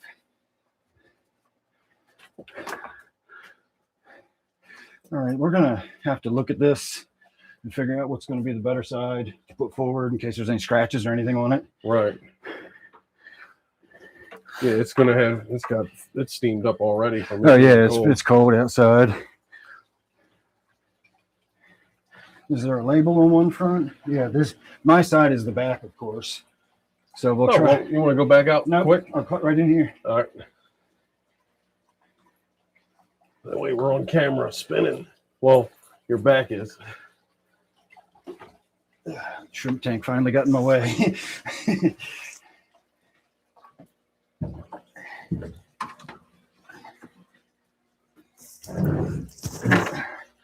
Come down towards you a little. I mean, it just fits exactly corner to corner. Really? You want more? Are you on the corner to corner? Not quite. I got a little bit of inset. Come to you a tiny bit. That's about it.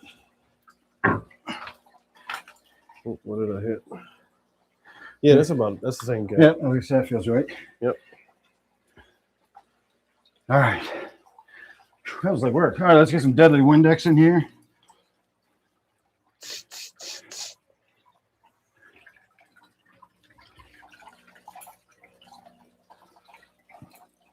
You want to man some comments or something, Steve? Oh yeah, I can work some comments. Let's see what do we got. Doesn't look like much is going on. Yeah, I kind of figured people wouldn't be commenting too much, either chatting amongst themselves or waiting for us to get back.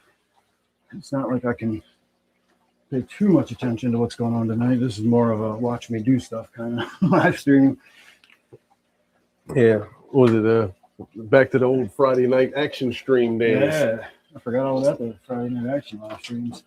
I've gone through so many iterations of different experiments trying to make this a successful channel before ultimately just giving up. All right. I think once it becomes more of a hobby again instead of like a work, to where it feels like, you got to be working. Once the hobby kind of takes back over, I think you'll get a little more enjoyment out of the whole YouTube thing. Well, I have been enjoying it more now that I've finally let go of the feeling like I'm required to do a live stream on Fridays and Saturday nights, or Fridays and Sunday nights. Because I find myself going like, looking at the time, how long I got before I got to go live. And I'm just not going to do that anymore. If that's how I feel, I clearly am not, I'm not wanting to do a live stream. So if I'm like, looking forward to it because I want to chat with everybody or I got stuff to do or whatever, then I'll do my live stream. But I'm not going live just for the sake of doing it anymore. I don't know what kind of grunge this guy's got in here. He must have had like really hard water or something because there's like a layer of film or something in here. And there's a bunch of crusty stuff around the glass on the bottom. So I'm guessing he had probably a lot of mineralization. And it looks like it's been resealed. Yeah, in a very clumsy way with some very blue. Right. I'll show you what we're talking about in a second here. Let me get the camera. I mean, it's definitely effective to just gob it on like that. Look how it's been resealed. That big old globby blue line.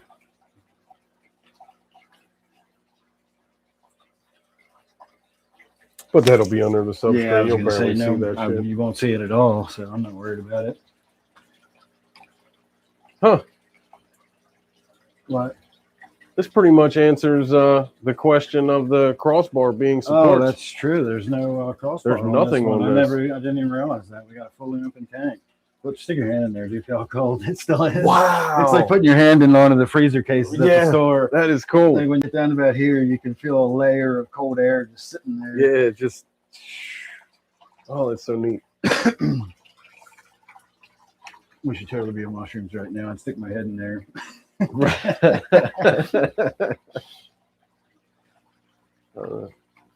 Yeah, you can. Yeah.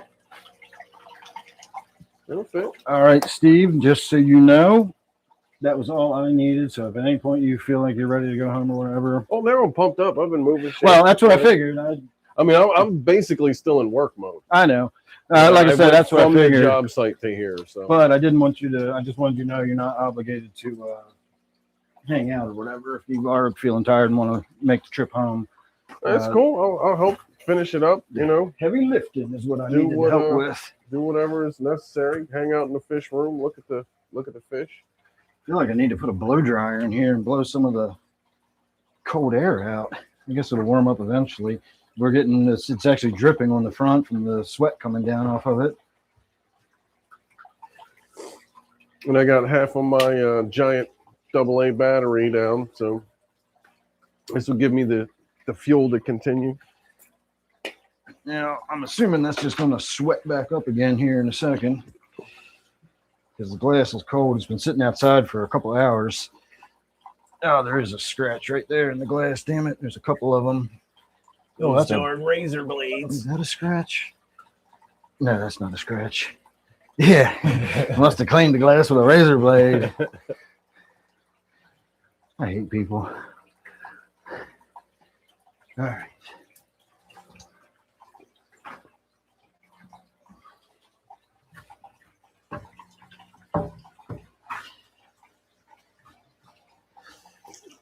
I almost sent you a video today, Zini.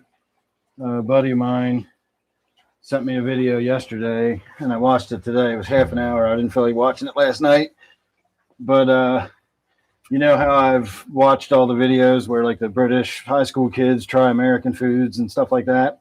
Well, this was it was like that, but there was a twist on it. The video was actually a British guy watching a video of Americans trying British food, and it was fucking hilarious. And I felt really bad for the dude, the British dude. I also feel really bad for anybody that actually lives in fucking Britain and has to eat that shit.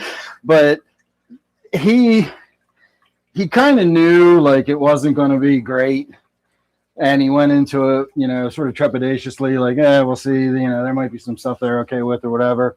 And what they were doing was the lunch. They in the UK they have what they call a meal deal, and for £3 you get a sandwich, or at least what they call a sandwich, a snack, and a drink. And then you can mix and match whatever kind of sandwich, drink, and you know whatever you want for £3, about $5. And so they were letting them try all the different options, the different sandwiches and snacks and drinks and stuff. And when they got to the like second snack or something, the British guy got really excited because there hadn't really been a lot of positive reactions as of yet. And they got to this British snack called, what the fuck were they called? Hula hoops or hula hoops or something. And you're going to get a kick out of this one, Steve. They look like just like puffed corn, you know, like kind of like a cereal or something. Yeah, something like that. They were round, little tubular sort of round puff things. They were even corn meal colored. There was no like coloration or anything to them.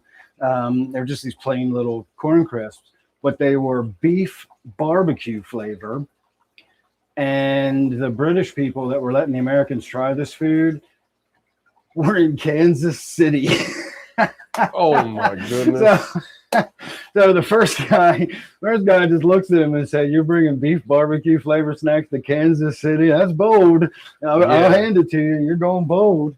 Yeah. And the build up to it was the British guy, like that was his favorite snack in the world. He got all excited and they're going to love this. And it is the most popular snack. Everybody over there seems to love it. Wow. And he was just getting all excited. Like, this is going to be the one, man. If they don't like this one, then you know. And the first person, when he bit into it and like you saw the face change, he said it tastes like dog food. Wow. And just watching the soul drain away from this poor British guy as his wife corrected him and said it tastes like salty dog food. And everybody that tasted was just like, "What the fuck is this?" And you know, like it was, you know, and like it like when I read the comments, like everybody felt bad for this guy in that moment. Like you could just see him being crushed at his, you know, by the end of the video, he was like seriously rethinking, like maybe other people are right. Maybe we should fucking like try eating food that tastes good. It was fucking funny. It was a hilarious video. Again, you can't help but feel bad for that guy. He was so excited about everybody trying those hula hoops or whatever they're called.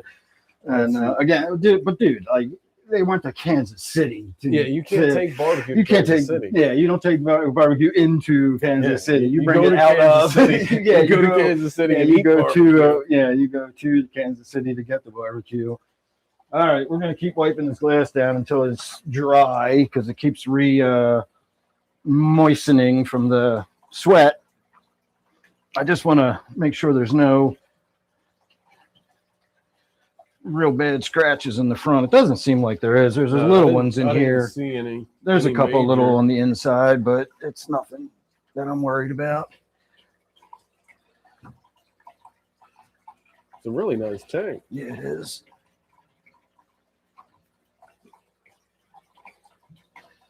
And you got this from Al? Yeah. Well, I got it from a friend of Al's. Oh, through Al. Yeah, I got it through Al. Al dropped it off tonight.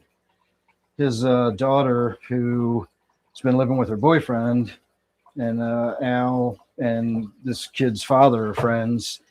Oh, I say kid, he's like 27 or something. I don't know. His daughter's 26 or 27, so I'm assuming the dude is about the same age. Anyway, they've been living together for a while. and their lease came due for their apartment. And when they went to renew it, they raised the price so much they can't afford it anymore. So she's moving. Yeah, she's moving back in next door, and he's going back home to live with his dad. Oh, that really freaking blows. So his dad had to downsize everything, and he got rid of the 75 and put a 40. Because his kid's living with him again. Oh, you traded him the other 40? Or no, he already did his own 40. I traded Al the 40 for that 60. And then you had another one though, yeah, right? Yeah, I still do have another 40. Yeah, I thought you had traded that one for his when you said he got a 40. I'm like, oh. Well, I did. I gave him the one that was sitting over there just to give it to him. And then when I broke this one down, I just put this one over where that one was. Right. So I just swapped them out. But I do still have that 40 sitting over there. But like 2 weeks later, he sends me a text. He's like, do you know anybody who's looking for a 75? It's like, yeah.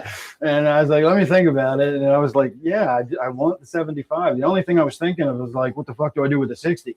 I knew it wasn't a add it to my, right. It was a get rid of the 60. Where am I going to put it? I don't even have room to store it, let alone put it somewhere.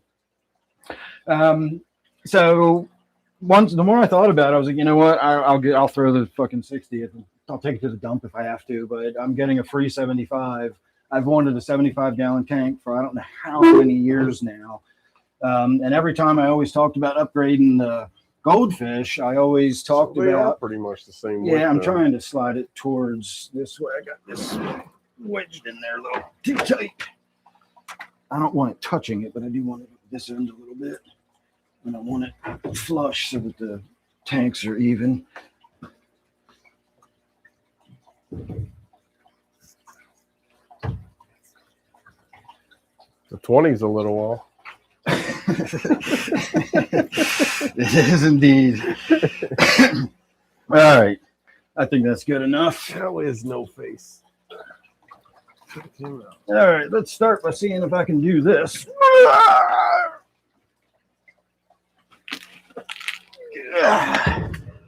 Holy shit, dude.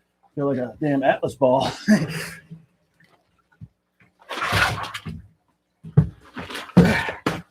All right. I could have helped you with that. Yeah, it probably would have made more sense. I'm only over here staring at fish. All that glass screen. There we go. That's a lazy At least man. it's a rock and not a razor blade. Yeah, that's a lazy man's way of doing it. All right, let me put this somewhere in there. Where you going, bathroom? You throw it anywhere out of the way. I don't care. You know what? We don't even need that other bucket of sand. I think this will be plenty. Oh shit, Dan! We left your basement all the way open.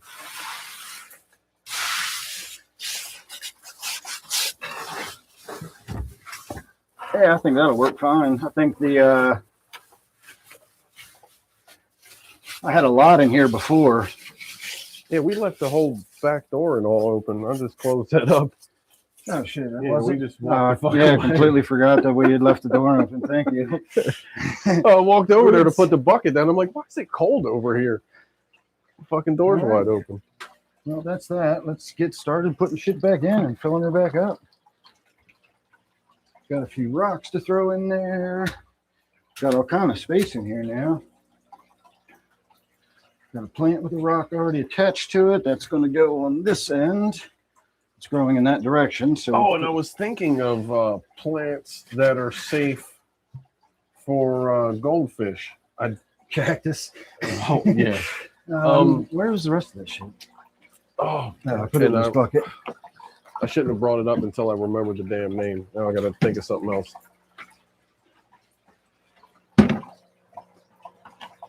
All right, piece of woodwork. Now I will probably get some more woodwork when the weather gets nice and I can actually get out again. For now, this little piece is all we're going to have in there. It's an awesome piece of wood. I've had it for years. It's got all kinds of crazy texture to it, and it's hollow. It's got all the little holes, and so you put it in a 10-gallon tank with some small fish, and especially if you set it like that or partially this way, it just creates so much, three-dimensional movement for the fish. That's the thing I never liked about that 60, and I don't like about my 55s. They're so narrow. It really is looking at like a TV screen of fish. They go back and forth and up and down. I like the depth of the three-dimensional movement. And if they're interacting with their environment, they're swimming between the leaves of a plant or through the hollow of a log. I even That's prefer just what a it's all 40 about. and a 29 over a 55, in all honesty. Yeah, I would too. Slap this one down here on that end. That's just a little whatever. Put my femur. But the 75 is probably the perfect size tank. Because you can keep most any fish, If I had to say, like, things like that. pick a universal size, like a one size fits all kind of thing, I think the 75 is a good, because you still got the 4 foot of a 55 or any, but then you also have that additional that 2 foot of depth. Yeah, because this is basically the same thing at 6 feet.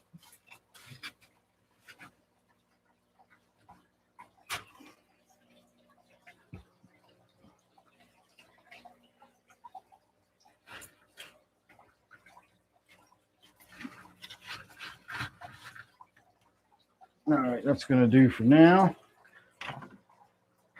We can always add more, scape and put, more rocks and birds and plants and things in there as we go along. But that's what we're going to do for now. And now we got to just get it filled up. Move you over here a little closer.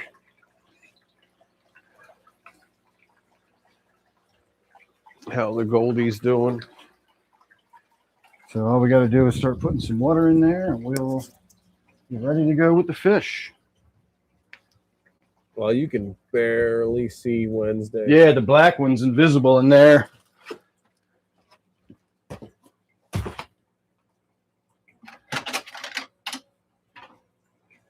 This kind of looks like the bottom of the bucket just wiggling. If you were talking to me, I didn't hear you. I was just talking. I got a mic, so somebody I figured you were talking to whoever was listening. What is it, Mr. and Mrs. America and all the ships at sea? Of course, you got to be old to get that reference. And Steve can't even hear me talking about that reference. I'm in the other room.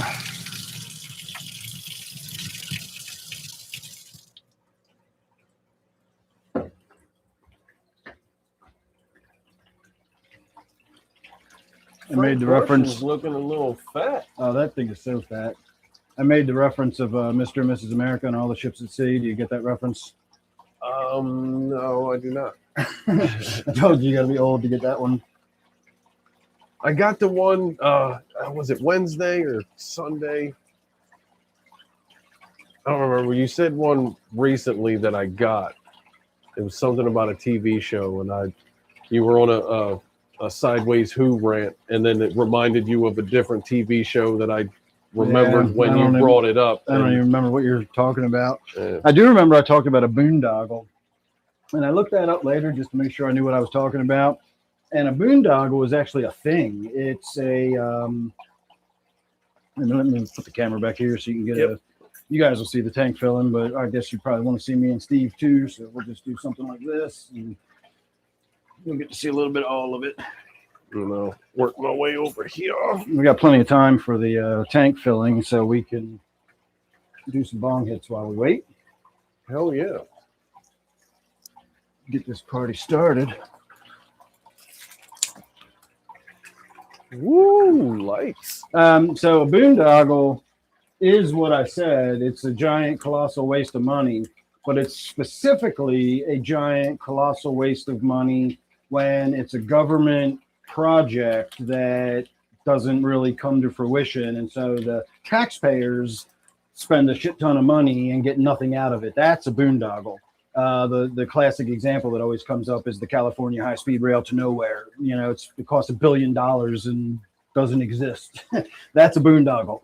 A boondoggle is also a little like hand-woven keychain thing in Ireland or something So it's a thing. It's not just a description of a Really? financial thing. There's an actual item called a boondoggle, which I, up until yesterday, had no idea A about. hand woven keychain. Or something, like a key fob type thing. Yeah. Specifically hand woven though. I don't remember it was something like that. It might not have been hand woven, but it's a woven sort of, and I doubt they did it by machines 500 years ago when they made that name up. So. Yeah. You want to smoke that little joint? Sure. I was saving it for later. This is my last joint, and it's half real weed crumbled up and half of my other stuff. And it's only one of them little dog walkers. And I'm kind of bummed out. I wanted to show you the way I do my joints. Well, I got some grass. You can Speaking of grind which, it and take do a this with little, you. And if you don't want to use it, you don't have to use it. But you can try it Alright. out and see if you like it or not. That's the only funnel I had. I know it's a little small. Oh, I get the stick too? Yeah. I need a better poker because the ones I have I got a couple of those sticks if you want them. They're like mini toilet paper rolls, so they're hollow in the middle. Right. And I lose so much grass stuck up in that freaking thing. Well, this is even tapered and everything. Those are perfectly designed. Those used to come with my raw. I got a couple more in the other. I was just throwing them away. How many can I collect? Right. Yeah. Now once I get one, I'm good. I've got one that I use all the time. I reuse the other ones. Yeah. But when I'm done my joint, after I get done packing it in there, I take the tip of the wooden thing and I fold the paper over like a Chinese box. Yeah. And it's flat. And when you light it, the flame goes through evenly. And so this one I twisted because this is the special joint with the good weed in it. Right. And I wanted to distinguish it. And of course, it's the one joint you see, it just has that stupid twisty end on it. Well, I don't do that twisty end anymore. I do a fold and I kind of pinch and push and pack that last little bit to make it tight. Well, with the and funnel, I do give a minor twist. If you use the funnel, it's gonna, the paper is gonna be on this part of it. So when you take it off, you've got, that much gap, and then you just fold, right. 4-way or 5-way, and it just folds in on itself. And then I just sort of press down in the center, and it just stays there. And then when you light, and again, that's a really small funnel, but I think it'll work for you. Yeah, my grinder gets it pretty fine. It's not like a super fine, but it's like perfect for joints. And you do the dog walker, so it's not like you need a lot of weed in each joint. Well, I do both. I keep the you small might have to ones refill for me. You might have to refill the funnel then if you're rolling a big joint. Because my bigger funnel, when I was rolling those big joints, like I filled the funnel about 3/4 of the way up, and that all went into it. That I would probably have a hard time filling one of these. So you'll figure it out. And if you don't like it, go back to doing it the way you were. Yeah, I mean it's definitely going to be helpful, especially for that last little bit on the tray. You just set it to the side and just scoop it in there. Something big that'll catch everything instead of make a fucking mess. Like I put mine in the little pill container, and then I just tap what I need into the funnel. You just need a larger funnel to, you grind it and dump it into the pill container. See, I enjoy guesstimating, like picking the buds out, like this one, and this one will make a joint. Well, I do too. And then I grind them and then dump them into the. Oh, I thought you were talking about just grind everything and fill up. Well, I do if I'm going to do like production line and I'm going to roll 6 or 8 joints. But if I'm just rolling a joint or, packing a cone, whatever, I'll figure, those 3 buds ought to work. I'll put those 3 buds in my grinder, grind it up, and then I just dump it in the funnel that funnels it into my pill container. And then I put the funnel away, and then as I'm rolling the joint, I can just tap it out of the pill container.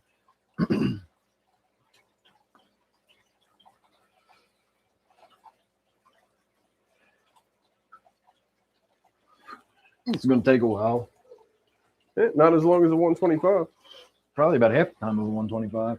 Somewhere around there. Now, you brought these in yourself? No. My wife actually helped me with the 2 125s. That's how long ago they were. She probably couldn't help me with the 75 anymore. Right. She probably her knee is her gets so knee, swelled up all over. She's not as young as she used to be. So the 125 almost killed her trying to, I actually got it in here by myself. I just needed her to help me lift it up, and just lifting it almost killed her. Right. But I got it in the basement. I got both of these down here by weighs myself. As much as she does. Probably weighs a lot more than she does. We're close to what she does. Yeah, that But- probably weighs as much as she does. I got them in here by myself using my brain. I took 2x4s and I laid an 8-foot 2x4 down at the back of my truck, slid the thing off, set the one end down on the 2x4, went back, got the other end, set it down. And then once the one end was on the 2x4, I could just lift and just walk it and slide it down the 2x4. And when I got to the end of the 2x4, Spin around. I got another 2x4 and I hopscotched and I was able to slide it on the 2x4s all the way over to the door. Oh yeah, if you spun around, that's a 6-footer on an 8-foot. You're only getting 2 feet at a time. Yeah. Yeah. So I slid it. And I did the same thing. I put the 2x4s down on the steps and I just slid it down the steps on the 2x4s. That's And then nice, dude. slid it through the basement on the 2x4s. Worked it all the way around here, and I actually slid it all the way into position right here. And then again, I needed the wife to help me lift it up onto its stand. Listening and not puffing, you might want to relight that a little bit. It's burning funny.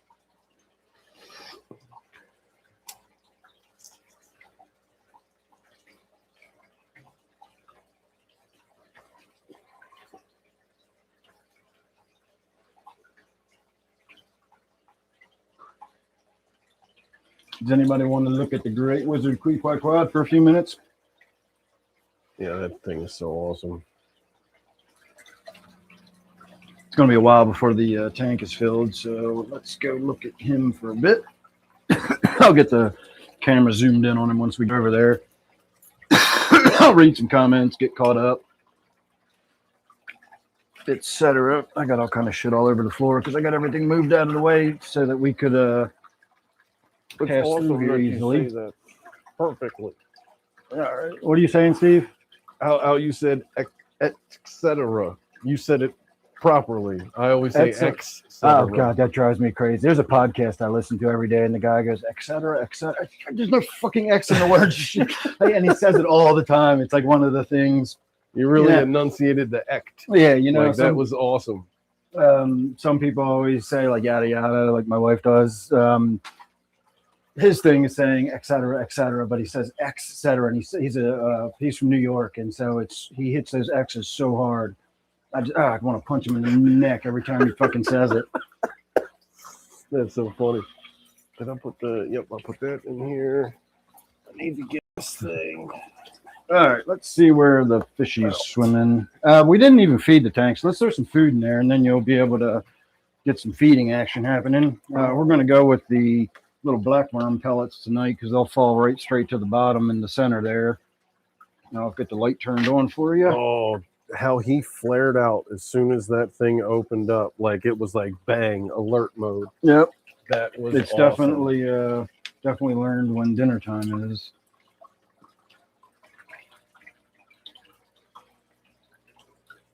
I'm killing this joint, dude. It's done. All right, once she settles into the front there looking at the food, I'll zoom the camera in a little bit.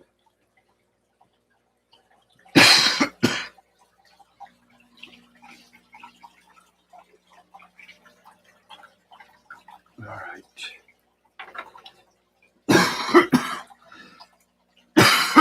Excuse me. Has it devoured all of the shrimp in that tank yet? Just about. I was saying the other night on the live stream, on my Wednesday members live stream, that the shrimp population in this tank is going way down. So she must be much more efficient at hunting at night.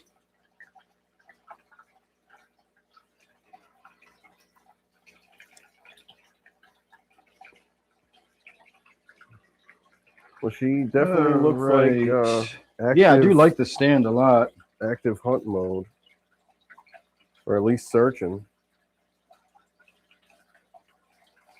Yeah, that's what one of the comments said, Laura, is like somebody was like, damn, I'm going to move to England and open an American style restaurant. I'll be a millionaire in a year. What was it, a couple years ago? People of Italy were unhappy with the The invasive blue crab. Like our blue crab somehow got over there and was And eating they all didn't their know what things. to do with it when they were And trying to boil it. And like, I Right. wanted to punch all those people in the neck. It's like, too. dude, Fucking- send a dozen Baltimoreans Yeah. up there. We know what to do with some blue crab. Yeah. And then when they did cook them, they fucking boiled them. Oh. Bastards. Oh, blasphemy. All right, hang on, everybody. I'm halfway paying attention to what's going on here. I got a lot going on tonight.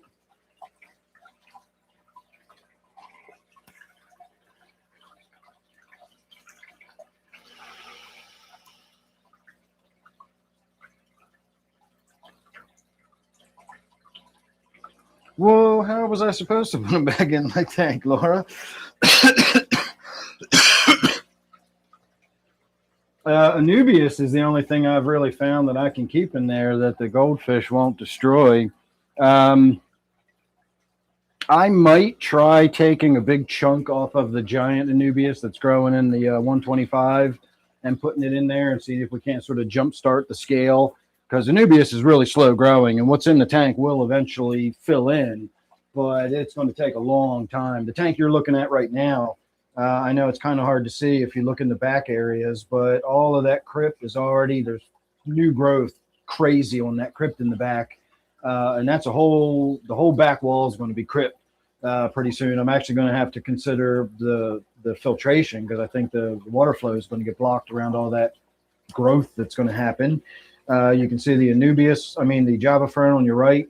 I just have stuffed into that piece of wood. It's like a hollow spot in it.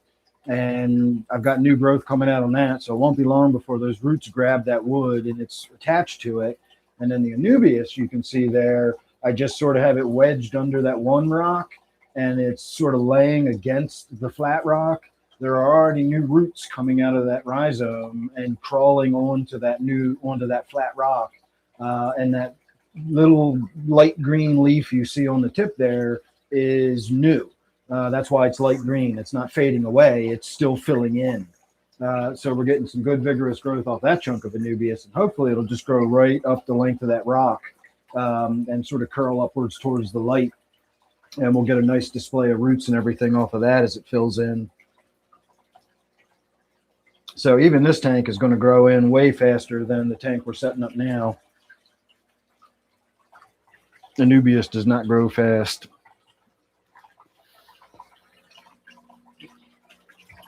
All right, I got a bunch of like dust from the sand floating on the surface of the water, so I'm just going to take a net and skim it.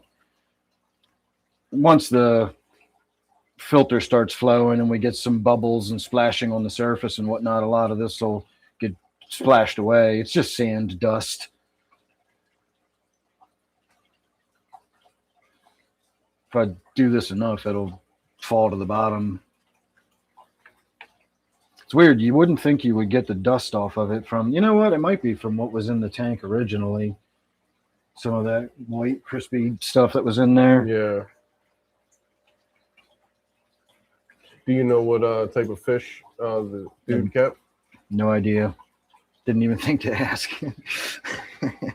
I know. Just to know if they were regular fish or not. Yeah, but he probably kept regular fish. I know I say this all the time, and I try to be more polite about the way I say it, but I really don't give a fuck about other people's fish or what fish they keep or whatever.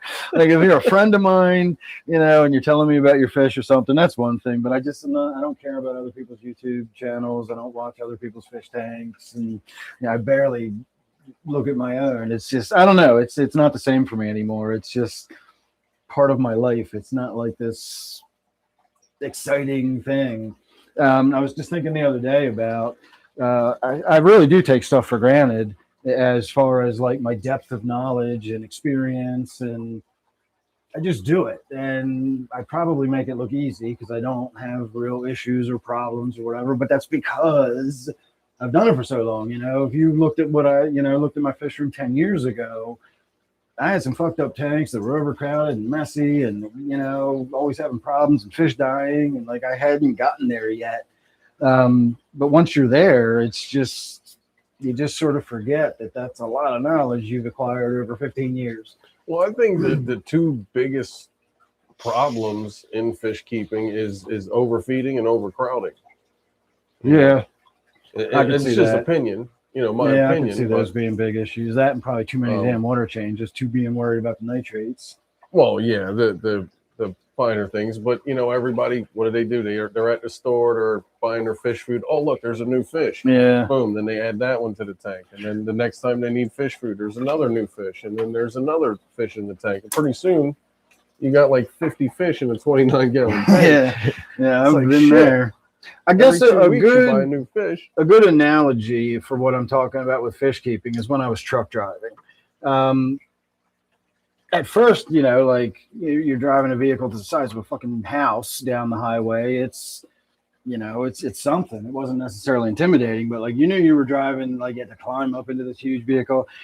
By year 10, it was my truck. I felt more comfortable in my truck than I did in my Honda Prelude. I felt vulnerable in my Honda Prelude. Right. I could fall asleep driving my truck because that's where I felt most comfortable. It wasn't until a friend of mine would like tag along with me on a night. Instead of being out all night by myself, we just friend would come with me and we'd fuck off while we're bullshit while we're driving. I'd make my delivery and come back home or whatever. And then I would, when somebody that's never been inside a tractor trailer driving down the highway before, their eyes are this big and they're looking around like a kid in an amusement park. And it's like, it's incredible to them. They can't imagine the size of this fucking, and how big it is. And they're standing up and walking around and exploring the fucking bunk in the back. And it's like, dude, it's just my truck, and so with the fish keeping, it's almost the same sort of thing. That makes sense. These are just my tanks. I just don't think about them. I just come in and do what needs to be done. And if I see an issue, I just address that issue without putting tons of thought into it because I just know what the issue is. I've seen it before and dealt with this a bunch of times over the years. And, so I don't know. It was just weird. I was thinking about that the other day that I really have been doing this a lot longer than I realized. Oh, I know I asked on the stream the other night, but I think I fell asleep before you answered. But did you mail off for your? No, I haven't yet. Not yet. For one thing, I don't have the money, and at that point, when I was thinking about it, I was assuming the reservoir was probably still going to be frozen until mid-April or something. I wasn't in any real hurry to get it done. Dude, I'll put skates on the bottom of my kayak. I've got a video of me on my outdoors playlist. It's on my fish keeping channel, but it's on my outdoors playlist. Right. And it's a real old video. I was in the Sun Dolphin and I did ice breaking. Oh, that's awesome. And I'd paddle and ride up onto the ice and crack it. And then I'd back up and I'd paddle and ride up onto the ice and crack it. So I do have a video of me doing that at a Pretty Boy one spring. That's awesome. Is this the one of the deepest freezes since then? I don't know. They probably. I haven't even been out there. You could probably drive a car on it as old as it was for as long as it was. Well, there were. I mean, you saw the ice on. You saw the ice on the bay, didn't you? Yeah. Oh, dude, it was like I think up to 80%, almost 78% at its worst coverage. Yeah, it was icy. But there were, up where I live, up in the peninsulas and everything, you weren't getting out like. All the goldfish are still looking good. Like it was froze solid. There were people ice fishing, walking on the ice. They were slamming yellow perch.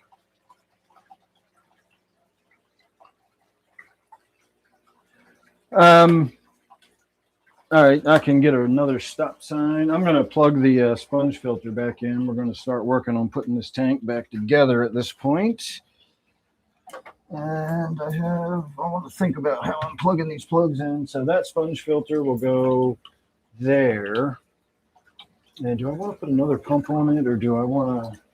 All right, I'll bring the camera back over since we're starting to work on the tank again. Get out of the way.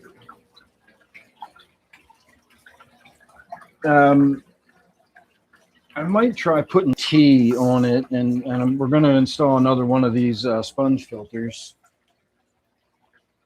But you can see this one, even though it's that far out of the water, we're still getting, a fair amount of movement there. I don't know if that's enough for two of these, though. It's only a 10 to 30 gallon size pump. But you know what? I've got a bigger pump in the other room that's got two lines on it. We're going to use one of those.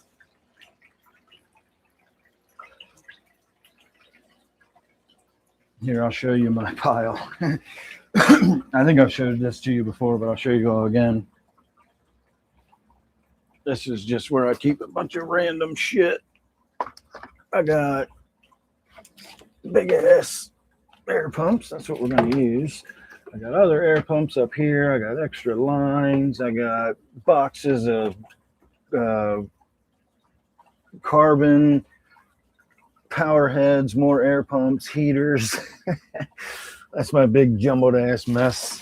Well, that's what you get when you try to pull one cord out of that big pile. So as I've said before, I'm definitely not a neat freak. All right, we're going to use this big ass filter. And I got some new aquarium tubing. It's black and it is silicone. So it's really soft and flexible rather than that clear plasticky crap. So let's do that and see how well that works.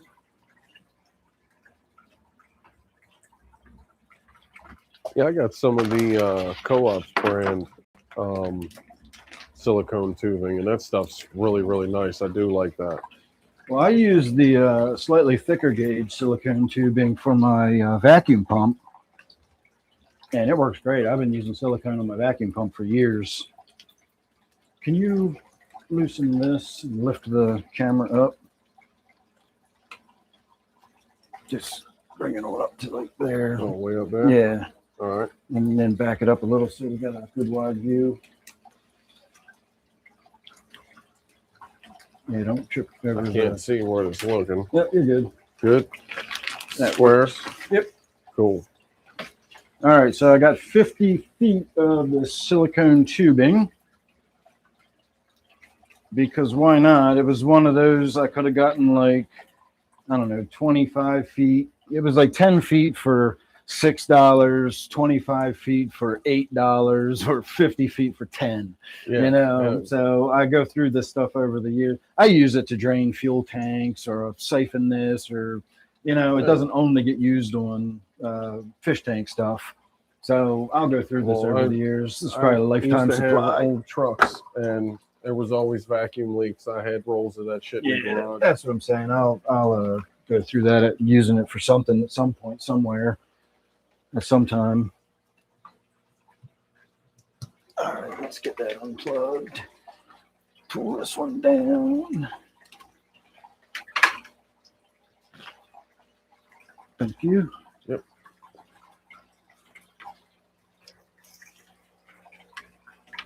Pull that off of there.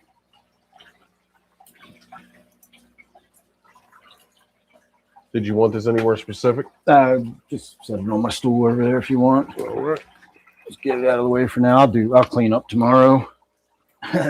So I say. Let's see. I guess this stays plugged in all the time. We can plug right on into this.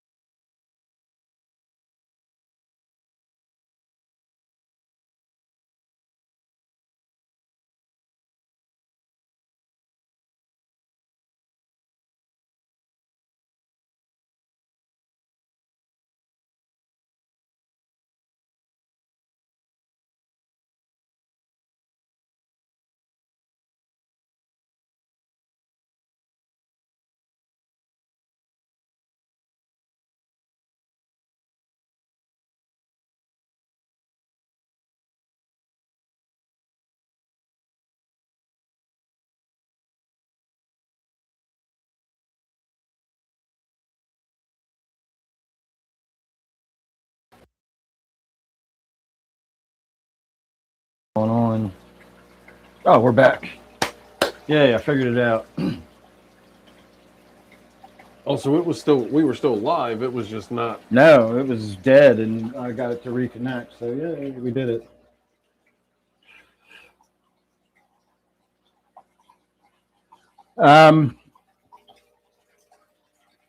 If you say there's an echo on it, oh, okay. I was going to say when I reconnected the camera, it said that if you reconnect the camera, you're going to interrupt the current stream.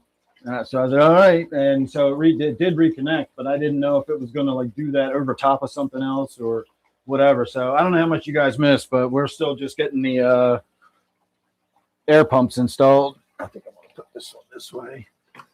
There we go. Yeah, I like that better. All right, now the other piece of tubing is going to need to be about yay long.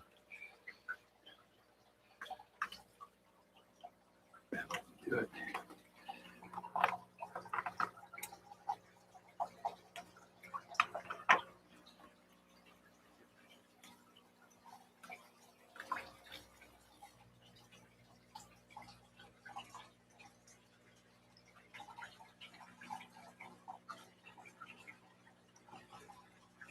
All right, I do like the soft tubing. It just hides out of the way for the most part. And it's not noticeable when you do see it. Somewhere, oh, I know where it is, this way. I got that 4-pack of these sponge filters.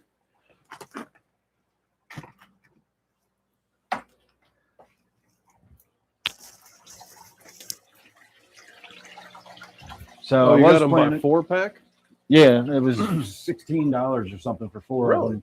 So I was going to put 2 in each of the 125s, but we're going to do 2 in this one. And then we'll figure I can always buy another one. They're cheap. And then I can still do 2 in the other 125 eventually. And those suction cups are great. I mean, I get it. They're new, but They definitely suction. All right, this is the tricky part because this is the hose is the same diameter as the piece of plastic. So I gotta stretch it out and get it on there. The vinyl hose, the clear stuff, I could actually just heat that up and use the point of a pencil to sort of push in there and stretch it out. right. And then when it cooled down, it stayed that way. This is rubber, so I can't stretch. Like back. it's like getting a balloon over something, you know. But once it's on there, it's got a good solid grip, so I'm not too concerned about it anymore.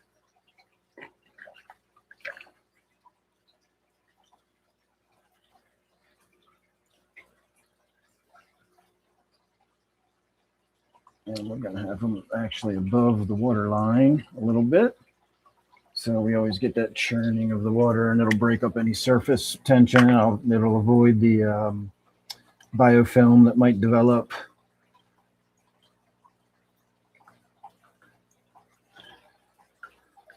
That'll give the best oxygen exchange. No, yeah, there's going to be plenty of oxygen exchange, and they're goldfish. They don't need tons of oxygen exchange. All right, let me get in here and get the water turned off.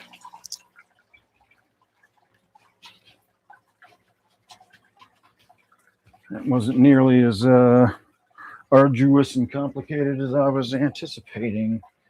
Are we all full all the way up to the brim on both sides?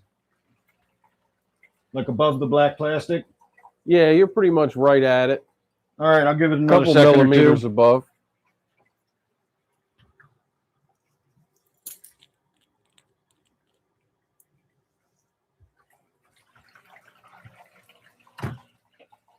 All right. I'm going to shoot the temperature real quick just to double check. Make sure I didn't run cold water in there by accident. I just had my arms in it and it felt fine. Yeah, it's 75 degrees. That's perfect.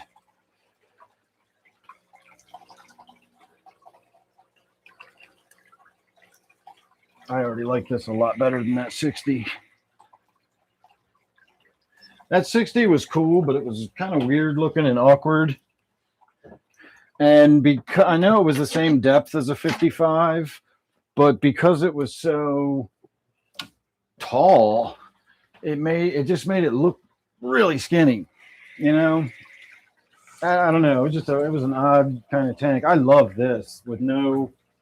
You all know I like the open top tank anyway, and this is open top. I love it. No bar in the middle, nice and wide. It's like looking down to a pond.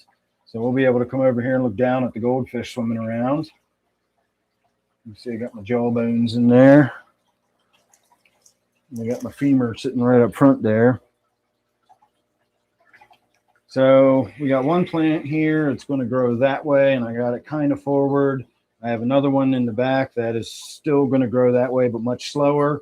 That's connected to, or actually just kind of underneath of that big chunky rock. You can see that's actually got some three-dimensionalness to it. And then this one is another Anubias that's going to grow this way, and it's just got a rock lying over the roots, not the tuber or the rhizome, but the white roots that come off the rhizome are lying down on the bottom, and then I have the rock holding that down. So even if the fish tug on it a little bit, it should be okay. Another little piece of Anubias right here, again, just sort of tucked under that rock, and then this is Java fern that's actually growing rooted against that rock that's attached to it. So that's all I did. I just, again, like Laura said, I just kind of slapped some crap in there.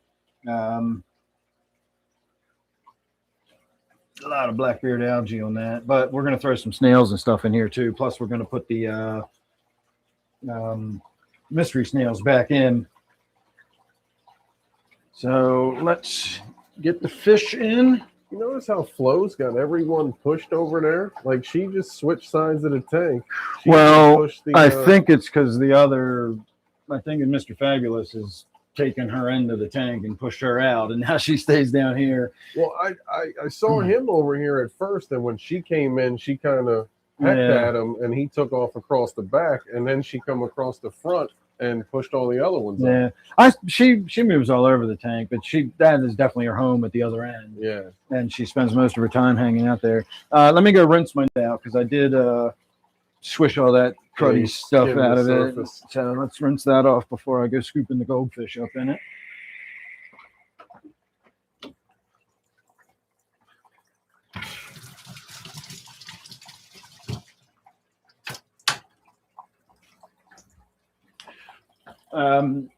But that pearl sick with Mr. Fabulous, man, he's getting fucking huge. Oh yeah, I saw him a little bit earlier.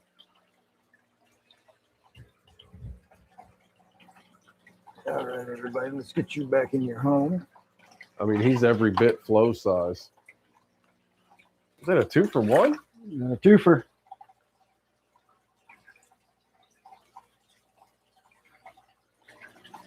Now, can you turn the spotlight on over there and point it at me? Because I can't see shit for this other fish. This one here? Yeah. There you are. I can almost sort of see you. God, this fish is invisible. Focus on that little white strip on the tail.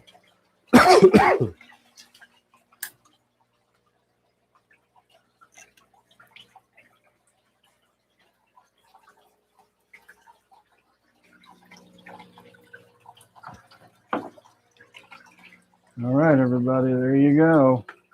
That fish is just magnificent.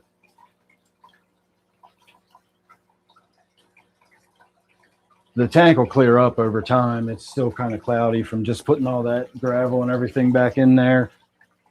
But by Sunday night's live stream, if I do one, and it's a big if, I was kind of thinking about that tonight too. Like maybe just drop the Sundays and do Friday nights only or something from now on. I don't know. We'll see how it goes.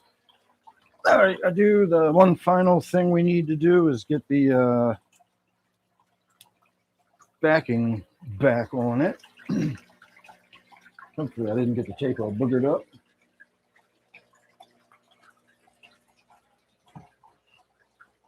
So if you're wondering what this is, can you come down here and hold this end up? Yep. That would be very helpful. So if you're wondering what this backing actually is,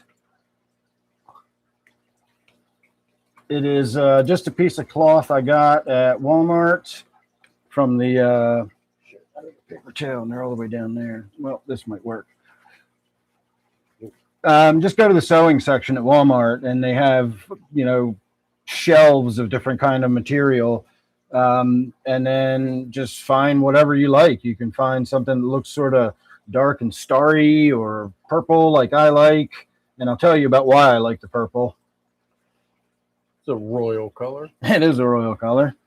It's the best color. There's everything behind it. Looks like it. We got no cords or anything. And it goes over top. Cuts in behind. There you go. So now the backing is on. And it doesn't look purple here, but if I look in, it doesn't look purple either. The water and the way the light moves through it, you lose that sort of purple color. So I do like purple, but that's not why I put that back there. I put that back there because I like the sensation of depth. Now, you do lose a little bit of that with the light colored gravel, but if you had a dark substrate in there, the line of where the substrate ends and the backing begins becomes very blurred, and you get more of an impression of looking off into deep, looking through the depths of water until, you can't see any further. If you have a really light colored backing or even a black one, it just looks like the back of the tank. It looks like a wall behind the fish. So the purple is neither that harsh blackness, nor is it too pale.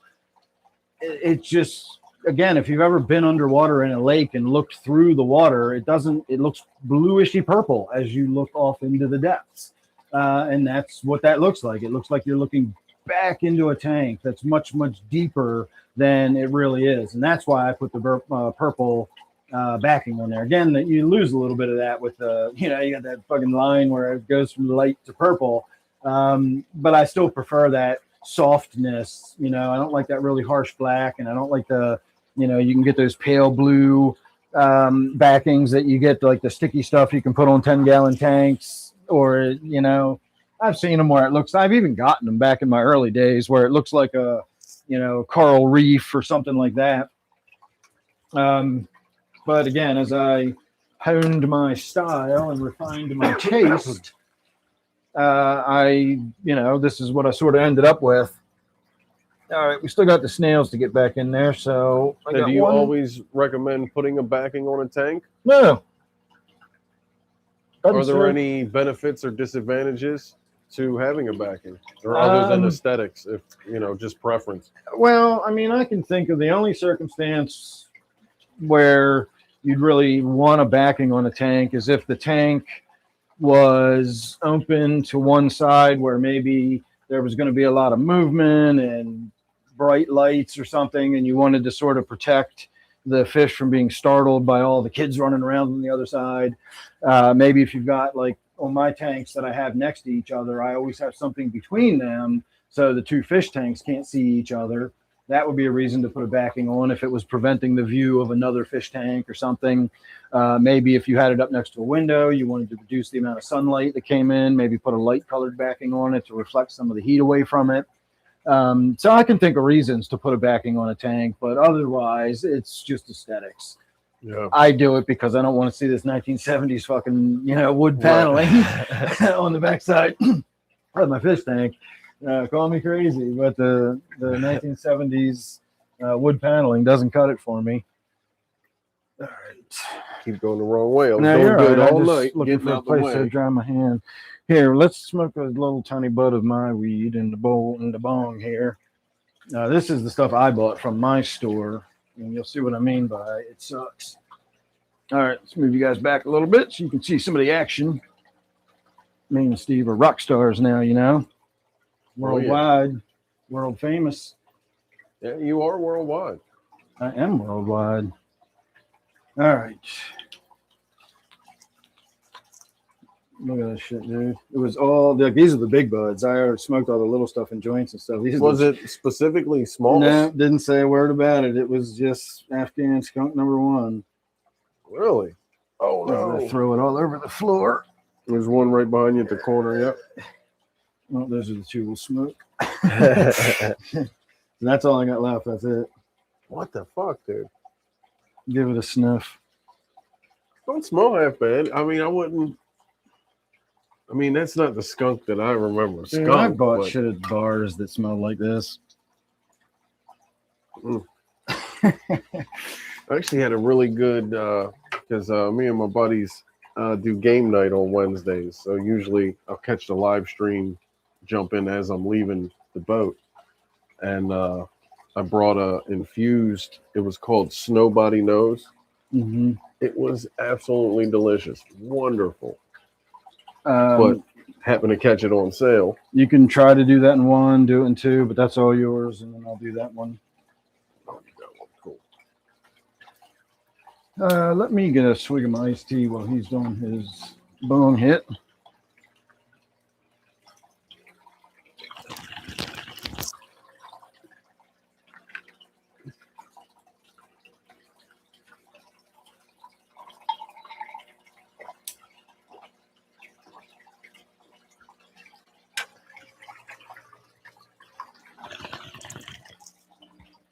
It don't taste that bad.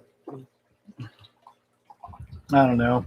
I'm just used to my shit, and I'm used to not paying for it. Yeah, I get it. I get it. Did I get all 3 snails in there? I think I did, because I don't see any more in this bucket. But if they are, they'll come to the surface by tomorrow. What am I looking for? All right.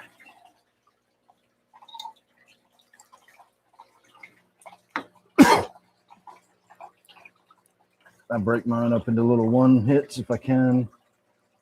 I usually use my little torch lighter when I'm doing bong hits. Oh, just to rip it. Yeah, just blast the fire in there. It's a cleaner, hotter fire, and you just get a nice clean hit, and it blows everything through. This is passive. You have to suck it through. And so if the air is going around one side, it doesn't burn on the other. Yeah. That torch makes it all burn. Yeah. Doesn't get a choice. Take fire now. Yeah.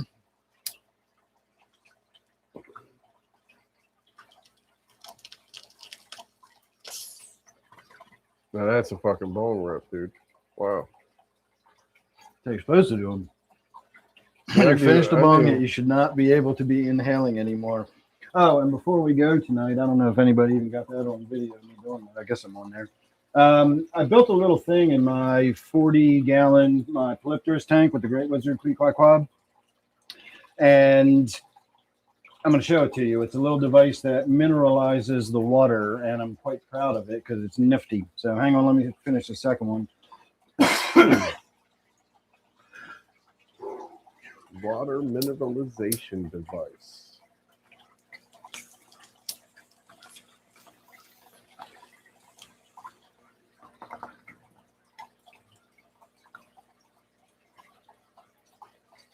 Got most of them that first one.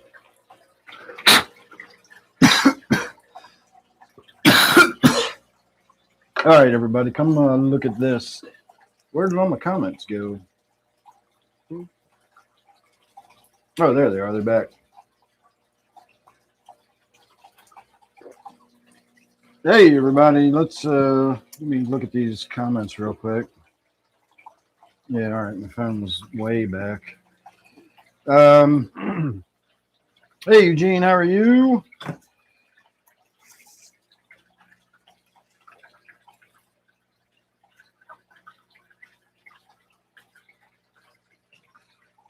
All right.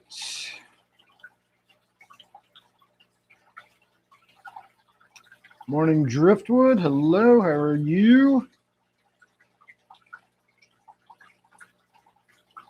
Yeah, I think I'm done upgrading, Gene.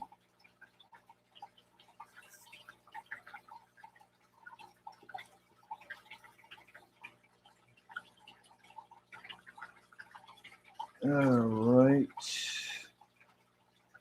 Oh, that's a good point, Zini. The backing does make the fish feel less exposed. Well, I kind of said that already. Yeah, the small goldfish goes right down underneath of the plants whenever it gets a chance. All right. I'm caught up on the comments. So let me show you the little device thingamajigger I was talking about.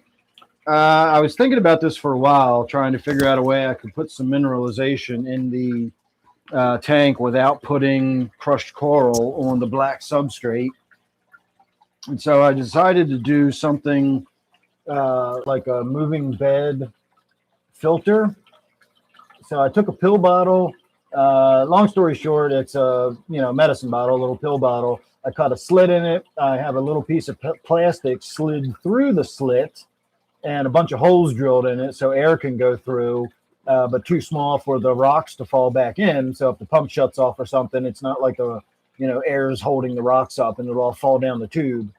So that's it. It's just a pill bottle. The top is open, so the bubbles come out and flow over. And I put some crushed coral in there, and I'll be able to watch the level of it as it dissolves into the water and gets lower and lower. And then I can just drop a funnel in the top, put another little handful of rocks in there, and we're good to go. So it's not going to give me a shit ton of mineralization, but it's giving me some. I also did spill some. I don't know how well you can see in the back there underneath of the filters. There's a bunch of white gravel. So I did spill some, but it's not that visible. You really kind of have to look for it. The snails are far more visible. You can see the snails have all moved in for the food. So if we do a live stream on Sunday, I'm probably going to put a snail trap in this tank just for the sake of getting some of those snails out of there, and also for showing everybody how easy it is to make a snail trap if you want to get some snails out of your tank. I can explain it easy enough. It's nothing complicated at all. Calling it a trap almost makes it sound as though it's some sort of device or something that they go into and they can't get back out. You can use a dinner plate. You can use anything. Put something in the bottom that's flat that can hold a lot of snails. Put some food on it and wait until it's covered in snails, and then just take it out of the tank with all the snails on it. Scrape the snails off and put it back in, and do that until you've gotten rid of as many snails as you want to get rid of. All right, these guys have not ate yet, so let's throw some food in there for them so that they're not going to go through all that traumatic experience and then not even get some nummy nums afterwards.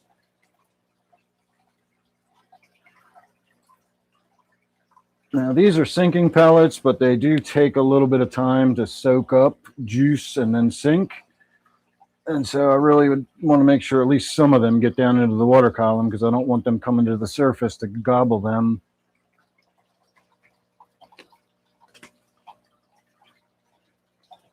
So, all right, let's turn the lights off on the other side of the room, and we'll start winding down here. I have been live since 7, and we have got a shit ton of stuff done tonight. Once again, thank you very much, Steve. I would never have been able to get any of that done without you. Hey, man, no problem. I'm sorry to kind of rush you, but I mean, I totally forgot I got to go buy a car tomorrow morning. Getting it done is better than not. And this is my other shrimp tank now that the lights are on and you can kind of see in there. Remember I told you it would, if we gave it enough time, it would really clear up. Look at that. Didn't I tell you this is a beautiful tank?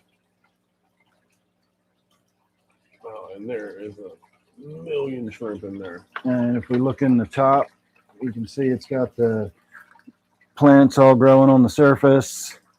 It's got the natural moss filter in it. I love this little tank. Even if you look in the back of it, it looks pretty. You got the wires and stuff in the way, but look at that piece of woodwork. Yeah. Big hollow log all the way down through the middle of it. So even a little 5-gallon bow front, you can do some nice stuff with. There's no fish in it. It's all just shrimp. But I really do enjoy this tank. I know it may not be one of my swankier ones, but it's definitely one of the ones I enjoy looking at. And man, I thought these goldfish looked happy after they went from that 40 to the 60. They look like they're just chilling, living the fucking dream now. Look at them swimming around like they're just owning the world. Hell yeah, that's what I was looking for. It's just that depth, that nice 18 inches of front to back that you get on these larger tanks just makes all the difference. Did you want to hit of this oily stuff? I'm good, man. I am right where I need to be. All right, let me. It's almost 10, so I do need to get this out of here. Yeah, that's what I'm here. saying. I'm going to start winding down. Let you get out of here.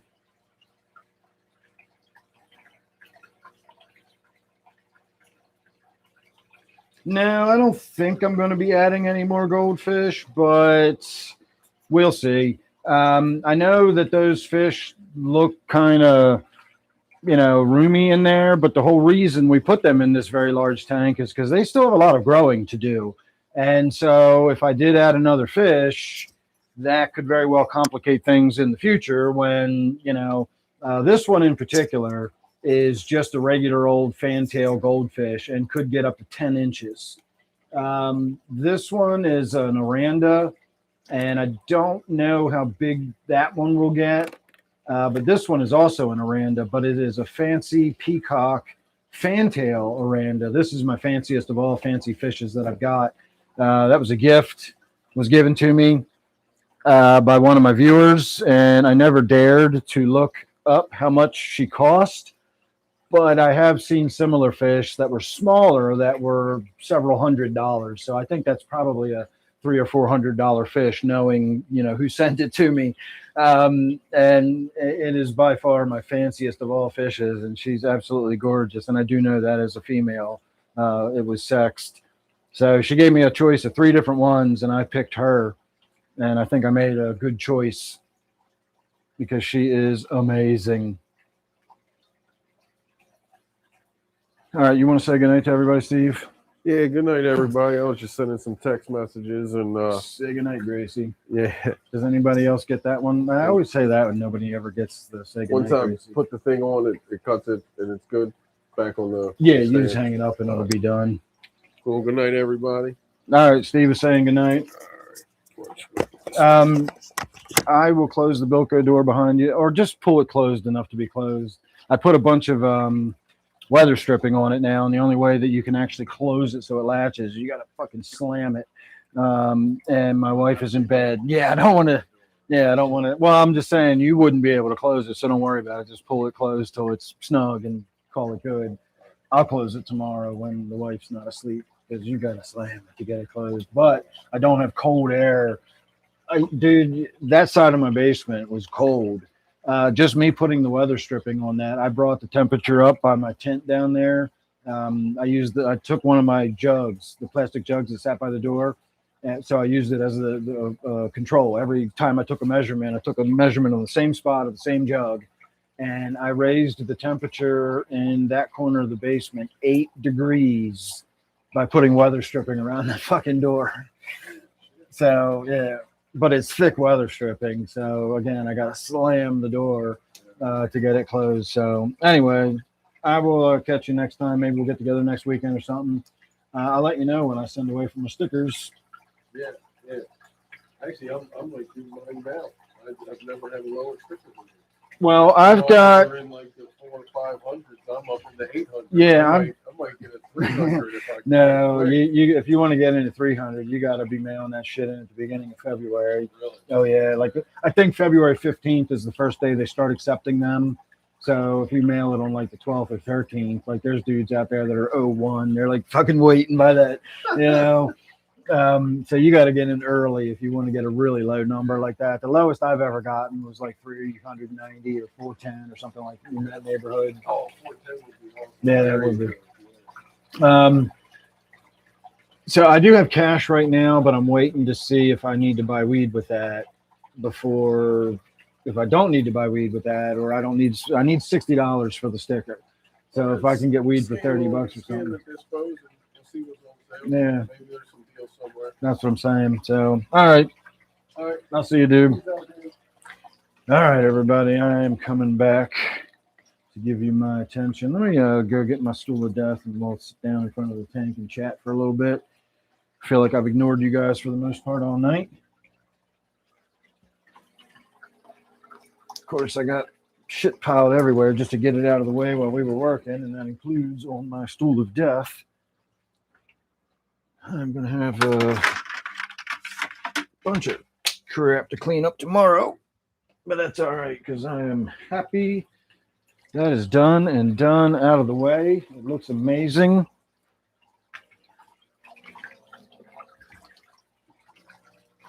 And I am fucking stoked. All right, let me put my chair this way.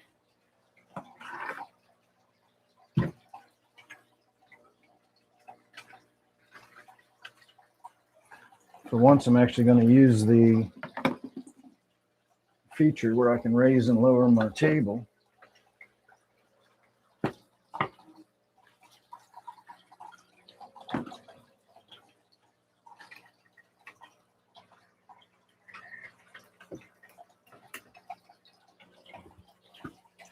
right, let me try to push that out of the way a little bit for you.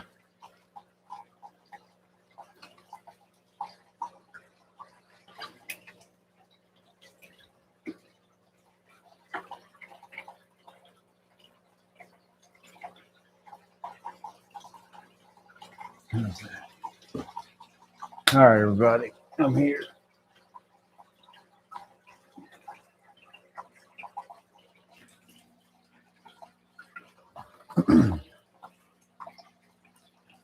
All right.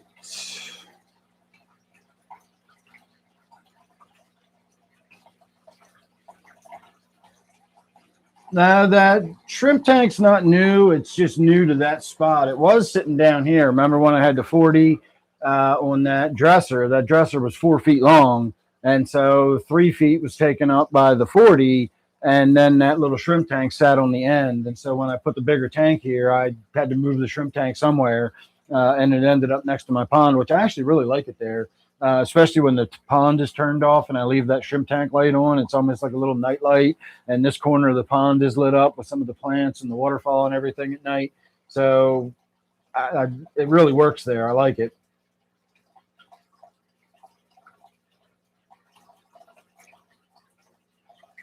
Yeah, no, it's definitely not a black moor. There you go, Gene. Say goodnight, Gracie. Good night, Gracie. It's going back to what, like the 60s? I'm getting older and older. Every time I do jokes, they get a decade longer. I could maybe do a peace lily in here, but I would have to mount it somewhere high enough up that the root system was down in the water, and then the plant itself would grow up and out.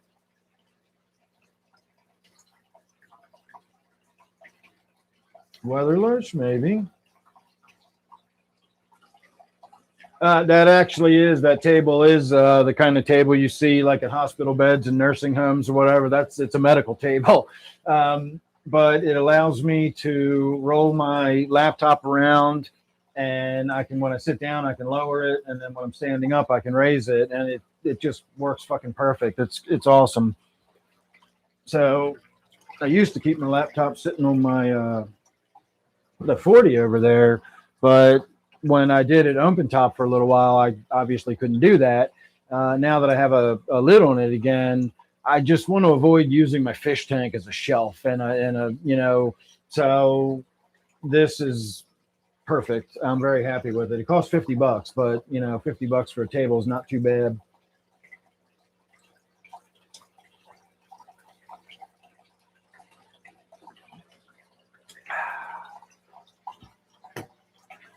All right, everybody.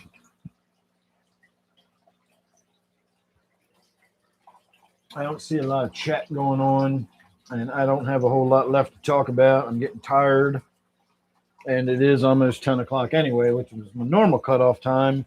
So let's start saying goodnight or winding down. Any last thoughts, questions, anything you want to say about the tank?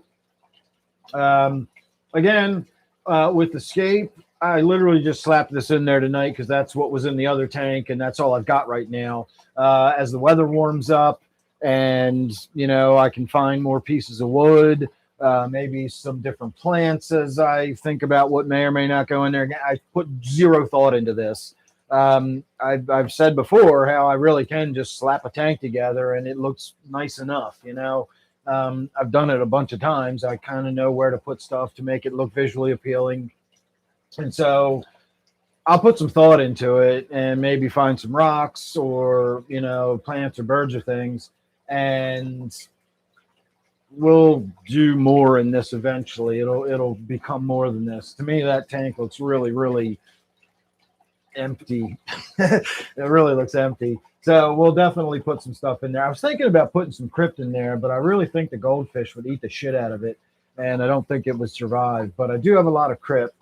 And I've got pothos plant. I just threw away about 5 feet of pothos plant tonight. Actually, I could pull it out of the trash and it'd still be alive. So maybe we could grow some pothos out of there and then drape it across the front so it gives a little, softer edge to this hard black line. Again, we'll see what happens. The tank can develop.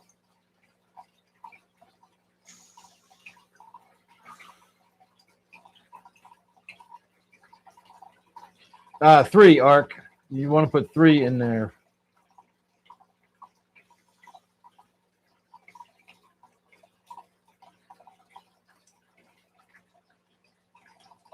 Can you rephrase your question, Gene?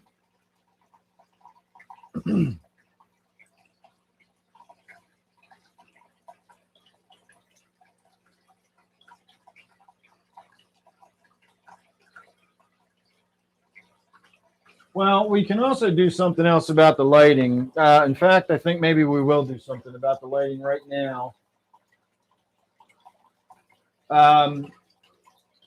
Do you see this dark area? That's because these lights are probably, I need to lift them higher up and then it will brighten that out. It's kind of strange though, because, well, you know what? It's not. The other tank was 25 inches tall, so it stood up to about here. And you would think that would make that shadow even more extreme. And indeed it would. But that other tank had that center brace on it. So no matter where I put it, the shadow from the center brace was going to make a big dark line in the middle. So in that case, when you bring the light lower down, the angle of incidence on that center beam, you actually would get less of a shadow as opposed to putting the lights up higher. And you'd have this real, it would give you this angle down here. So the taller tank, it made sense to keep the lights closer, but now that they're further away, we're going to have to do something about that. So let me lift them up a little bit higher and see if we can't get rid of that dark spot in the middle there.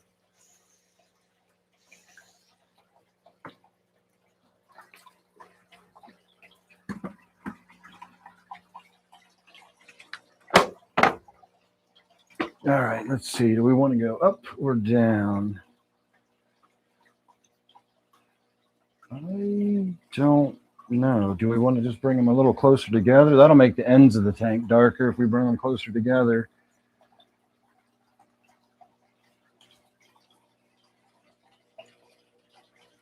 If I take it further up, yeah, I think further up is what we want to do here. All right, let's push them back out so they're roughly centered over each side.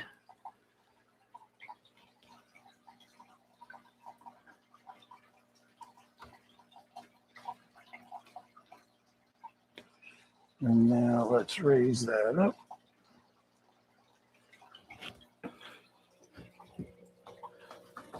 All right, everybody, enjoy the view.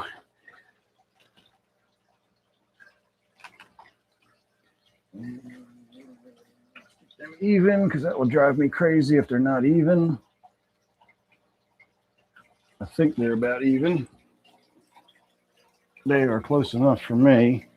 We need to push this one back a little bit.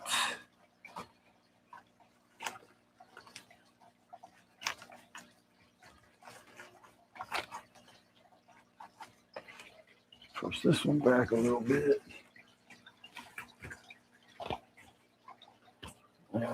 I got to stand back here and look at it to see how they're spaced. Let's bring that right one in just a tad.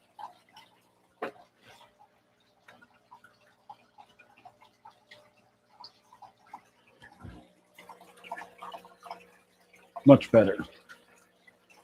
It's still there a little bit, but I'm not too worried about it. I would have to put 3 lights on there because you notice now we're starting to get a little bit of darkness up here in the corner. But I also have that table up here, and if I go any more, they will start getting the shadow. In fact, that's what really is kind of causing this a little bit. So I'm satisfied with that. I don't really like these lights anyway. It did come with a hood and a 4-foot fixture, but it was just 2 fluorescent tubes in it, and I'm not going to do that to the fish. These lights are the same quality basically as a fluorescent tube. So we'll just leave it the way it is. So that definitely looks better. Again, still a little bit of shadow in the middle there, but that's not too terribly noticeable. And hell, in my mind, I can just pretend there's a overhanging tree up above, casting a little shadow on the water and blocking some of the sunlight. As long as I think about it like that, I'll be okay.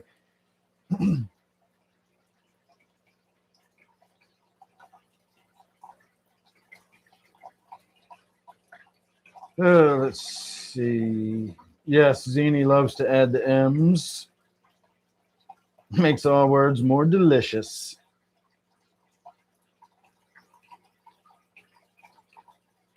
I like how you're saying no one understands what he's saying, but then you had to correct yourself.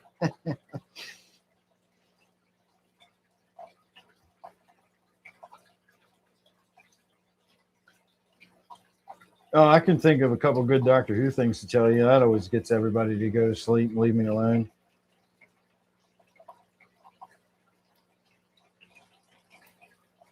Electric eels would be cool, but electric eels get pretty big. I don't think I could have any. I've talked about this before with Doctor Who. Every now and again, they will have an American character on there, and listening to English people try to do an American accent just drives me crazy. I always wonder if it's the same thing for all the poor English people that have to listen to all the American actors try to do English accents. Hugh Laurie, of course, is an exception. To be perfectly honest, the first time I heard Hugh Laurie speaking in his real voice, I actually commented to my wife that he does a really good English accent. My wife looked at me because she wasn't sure if I was serious or not. She's like, "You do know he's English, right?" I was like, "He's not English." And she's like, "Yeah, he is." I had no idea he was actually English. So Hugh Laurie knocks it out of the park with the American accent. But nobody else really could hit it like that. Even Peter Sellers couldn't hit it like Hugh Laurie did. Otherwise, listening to English people try to sound American is just weird. And then the other thing is slightly fish keeping related. It's water related, at least. Put a spell on him, I wish. Yeah, Dr. House. I never really watched it, but I was familiar with the character, and I just assumed that was his voice. I later discovered, oh God, I can't even think of his name now. It's the name of the comedy duo. They're fucking brilliant. It's that's going to drive me crazy. Somebody give me the name of the comedy duo of somebody and Laurie. They were like the British Laurel and Hardy or Abbott and Costello, and God, they were fucking good. That's when I discovered that and was just like, oh my God. And then I realized like the whole house was, an American accent, et cetera, et cetera. Fry and Laurie, thank you. Yes. Stephen Fry and Hugh Laurie, fucking brilliant. So in one of my Doctor Who episodes, this is water related, the doctor's taking Sarah Jane to some planet and she's talking about grabbing her water wings because she sinks. And the doctor says, well, on Florana or whatever fucking planet it is, you can't sink. And she's like, I can sink in anything. And he said, you can't sink in the seas of Florana because it's effervescent. The bubbles keep you floating. And that's just completely backwards. Don't ever, ever, ever swim in bubbly water. If you see water that's being aerated for some reason and there's a lot of bubbles rising up, do not fucking jump in it. You will go straight to the fucking bottom and you will stay there. You float because of the density of the water. That's how buoyancy works. When you reduce that density by, adding millions of bubbles of air, a human body sinks right through air.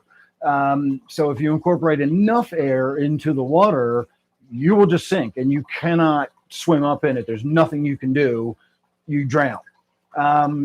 Ships actually sink when there's eruptions under the seafloor, something like that. A huge bubble of CO2 or methane or something comes up. If those bubbles are fizzy enough and broken up enough, whole entire cargo ships just go whoosh and vanish under the surface of the ocean. So don't ever swim in aerated water. You do not float. The effervescence does not keep you buoyant. So I always found that annoying in that episode whenever he says that.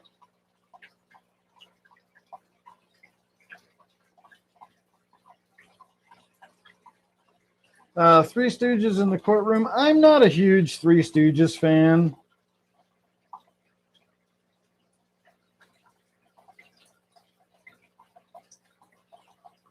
I'm one of the rare men, as far as I can tell, it's like always guys that like the Three Stooges. I don't think I've met a woman in my life that likes the Three Stooges. I'm sure there are plenty out there, but that always just seems to be like guy comedy or something. And even when I was a kid, I always, when I was a little kid, I kind of watched it because that's just what was on Sunday morning. But I don't know. I never really liked the Three Stooges. I just kind of thought it was dumb. So I do like the history of them, and I like the whole, I do know about how they had to swap out their brothers and what their whole, off-screen life was like. So they are a fascinating group of people, and that is an interesting part of history of television and movies and whatnot. I just never liked them, though. Never really found them funny.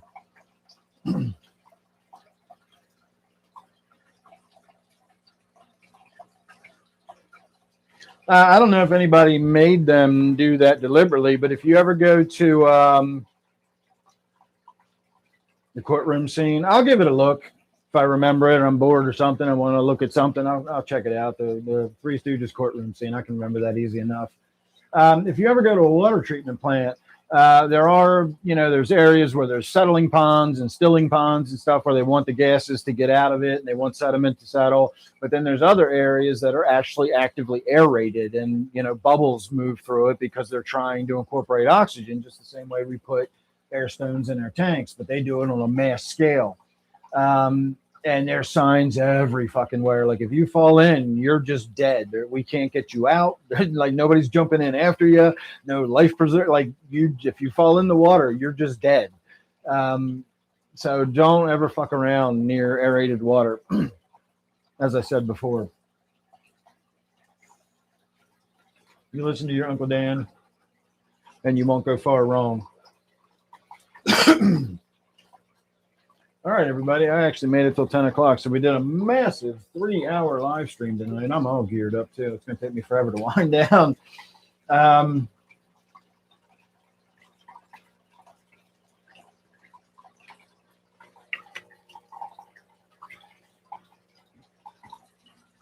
Well, quicksand is not what everybody thinks it is.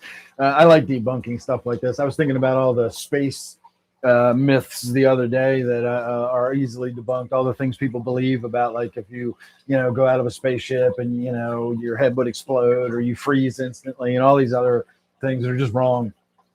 But quicksand is another one of those, and I'll talk about quicksand for a minute. Plush possum. I'm actually going to talk about quicksand for a few minutes.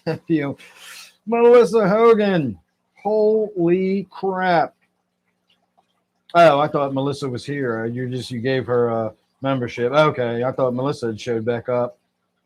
For those of you who are here a little while ago, Melissa is the one who gave me this black goldfish here.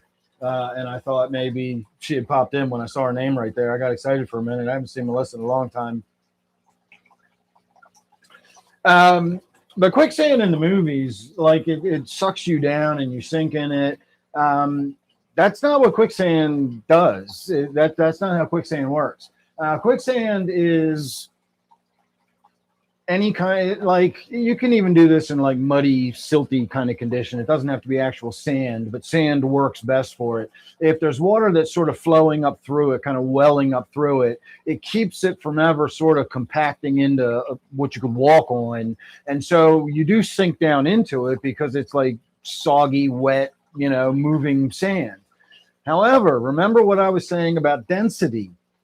Sand is very dense. You cannot sink in quicksand. Like you go down maybe to about your knees and then you just stop sinking. You don't go any further than that. If it's really, really sloppy quicksand, you might go a little deeper than that. But again, if you just lay flat, spread your arms, you'll just be on top of it and you float. What kills you with quicksand is you get stuck in it. You go down to your knees, you ain't getting out of that shit. And you just die from exposure or starvation or whatever. If nobody finds you, you just die. You are in there until you die or somebody rescues you. That's how quicksand gets you. You don't sink in it. It doesn't suck you under and you drown or whatever. And this happens. Like people are found in the woods all the time, ankle deep in mud, dead because they, were back there for days before they finally starved to death or something. You get stuck in just a little bit of mud like that and you just cannot get out of it. So that's the danger of quicksand. You don't get sucked down into it like you see in the movies. One of the YouTube channels I watch is a guy that does like funny movie reviews of like bad movies and stuff.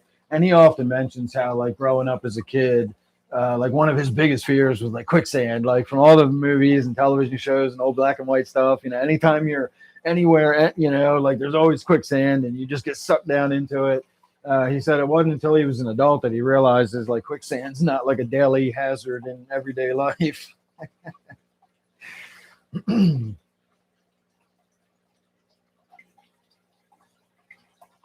I don't know, Art. Maybe she was just lurking and hanging out and seeing how the show went or something. I don't know. I haven't seen Melissa in a long time. No, the head explosion is not real. Oh, I love John Mulaney. When you go into outer space and what got me thinking about this was getting sucked out of the airlock. If I was ever in an airlock, I could avoid being sucked out of it if they open the door because I understand how physics works. But if you do get sucked out into space, you're only decompressing one atmosphere. You're going from one atmosphere to 0 atmospheres. That's not a huge amount of decompression. It will kill you.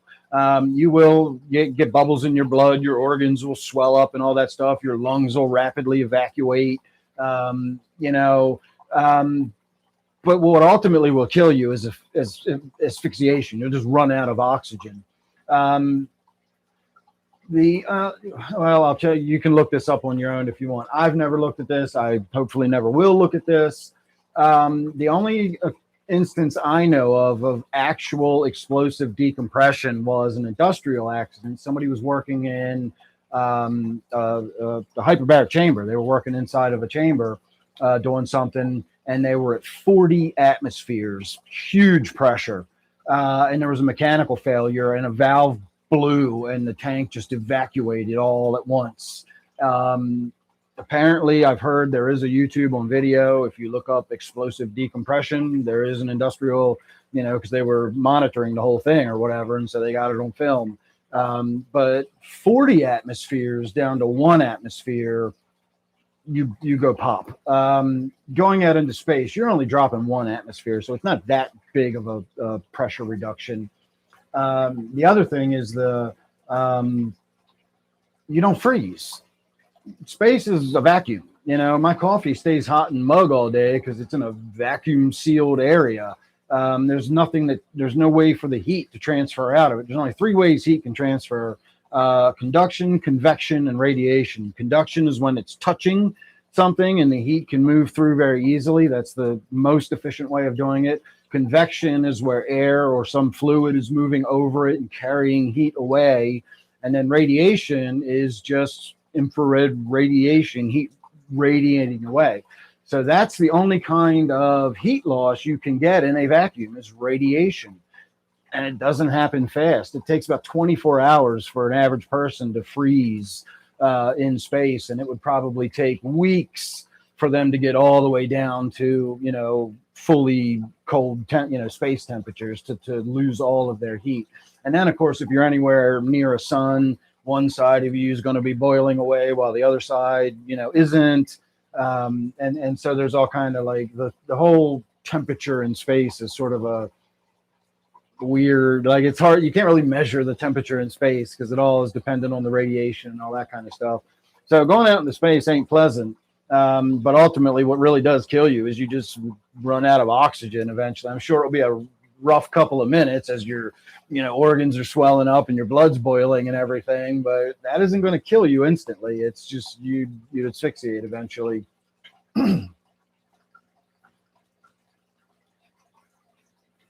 You can tag me. I guess you can tag me. Yeah, exactly. As long as you go at night, going to the sun is no problem either. But you better get out of there before morning.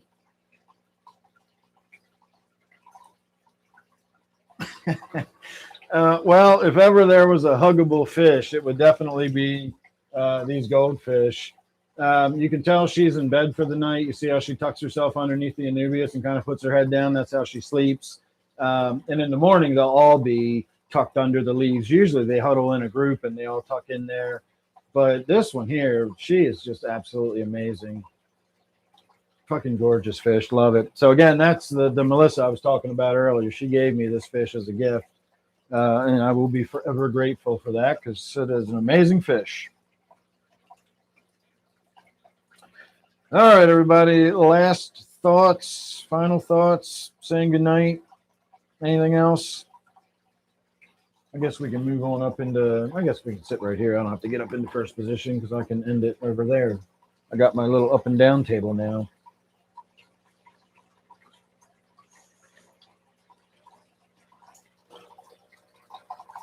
When you tag me on my tablet, it shows up like that as a gray. Well, I don't know if you could see it with the light on, but when you look at it on here, it shows up orange. So you actually did tag me. Look, everybody. Whoa, whoa.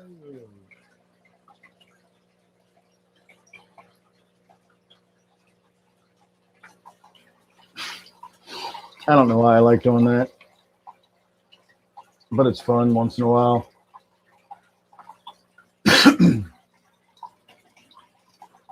All right. This substrate is gravel that I collected myself from a local stream and some rocks that I also collected myself.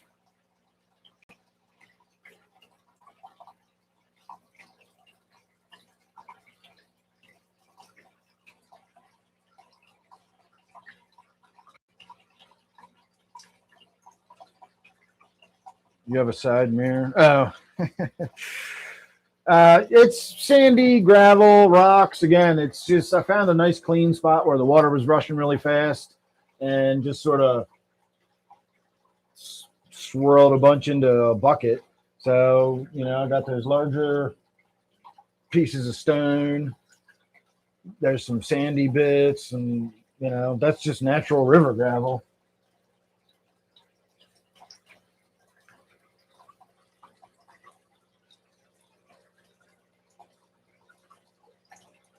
This tank will look a lot better once this water clears up.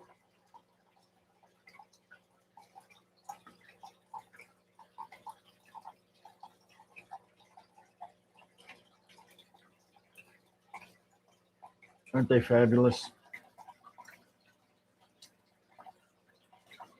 Yeah, look how much swimming around room they have. I am so loving this tank. And I really love the top. Have we looked down into it yet?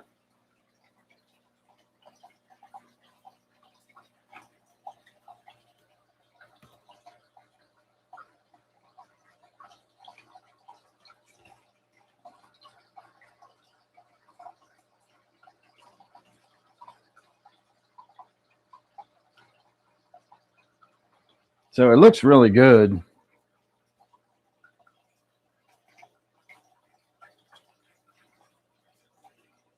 I like it anyway.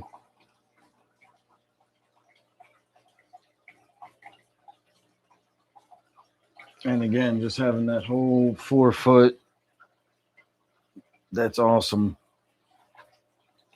I hadn't even noticed it until Steve pointed it out. When I got the tank, I loved it as soon as I saw it. And it didn't occur to me, like, that's why I love it. It's just when, as soon as I looked at it, it was just this big open tank, which again, I like the open top tanks. I got my big 4 foot pond over here. Well, it's 5 feet by 4 feet, roughly.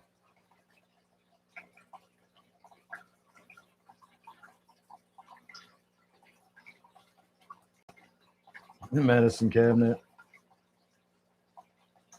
I call my medicine cabinet the medicine cabinet.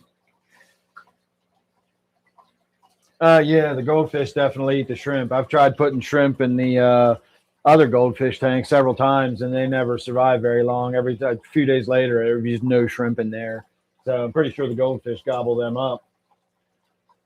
I don't know. Maybe we'll put something like a clown pleco in there as like a little cleaner fish or something. But really, I don't think I'm going to do anything else. I don't think I'm going to add any more fish. Once we get it a little more planted, and again, I'm going to go gentle on the scaping. I usually like big, prominent, structures and whatnot, but I don't want these guys banging into shit and getting caught on things, tearing their fins.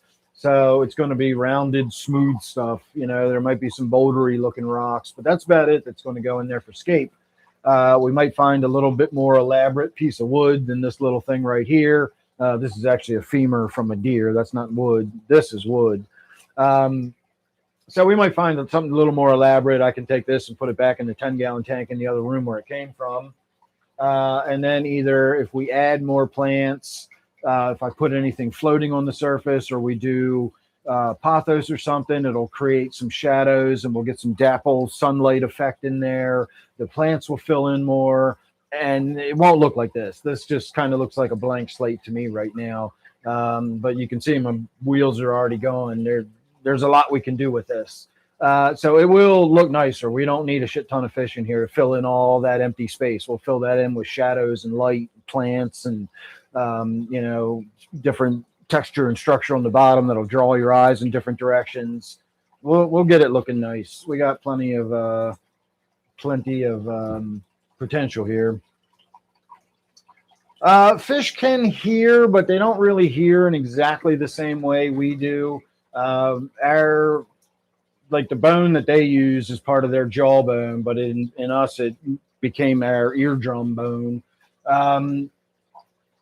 They feel the vibration and they interpret it in a slightly different way. The key thing to remember with the fish is that because they do feel the vibration, and most fish do have an inflated bladder and, which is pressure sensitive. When you tap on the glass or you bang the fish tank, those sound waves move through the water with much, much more force than sound waves move through air. They also move much, much faster.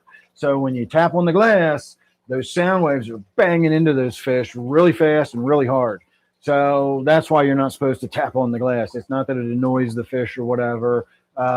Just fish experience sound differently than we do. And you don't want to go rapping on the tanks or, banging into them, that sort of thing. So fish absolutely respond to loud noises. Have you ever coughed and see all your fish scatter? It's because they can hear it. So keep that in mind. Well, that's all.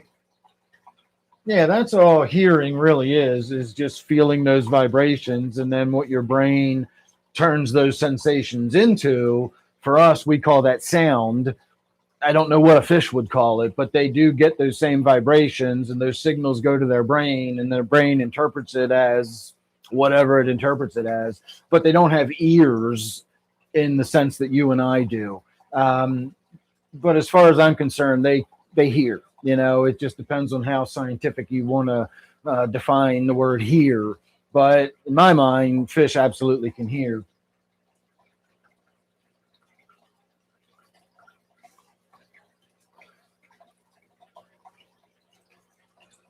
Mike, coming in hot. We're getting ready to roll out. If I got any last comments or anything, so I'll let you say hey real quick, and then we'll call it a night because I've been live for 3 hours now.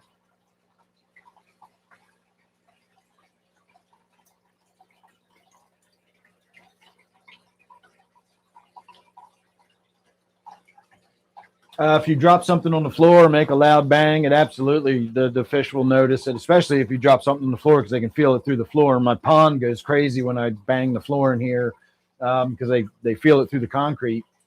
But playing really loud music and shit like that disturbs fish. They feel that fucking sound coming through that water very differently than you and I do. So, yeah. We had a good night tonight, Mike. We got the 60 completely torn down, moved out, and the 75 brought in and installed, got the fish put back in it and everything. So the whole complete process was the live stream tonight. I only just sat down about 15 minutes ago.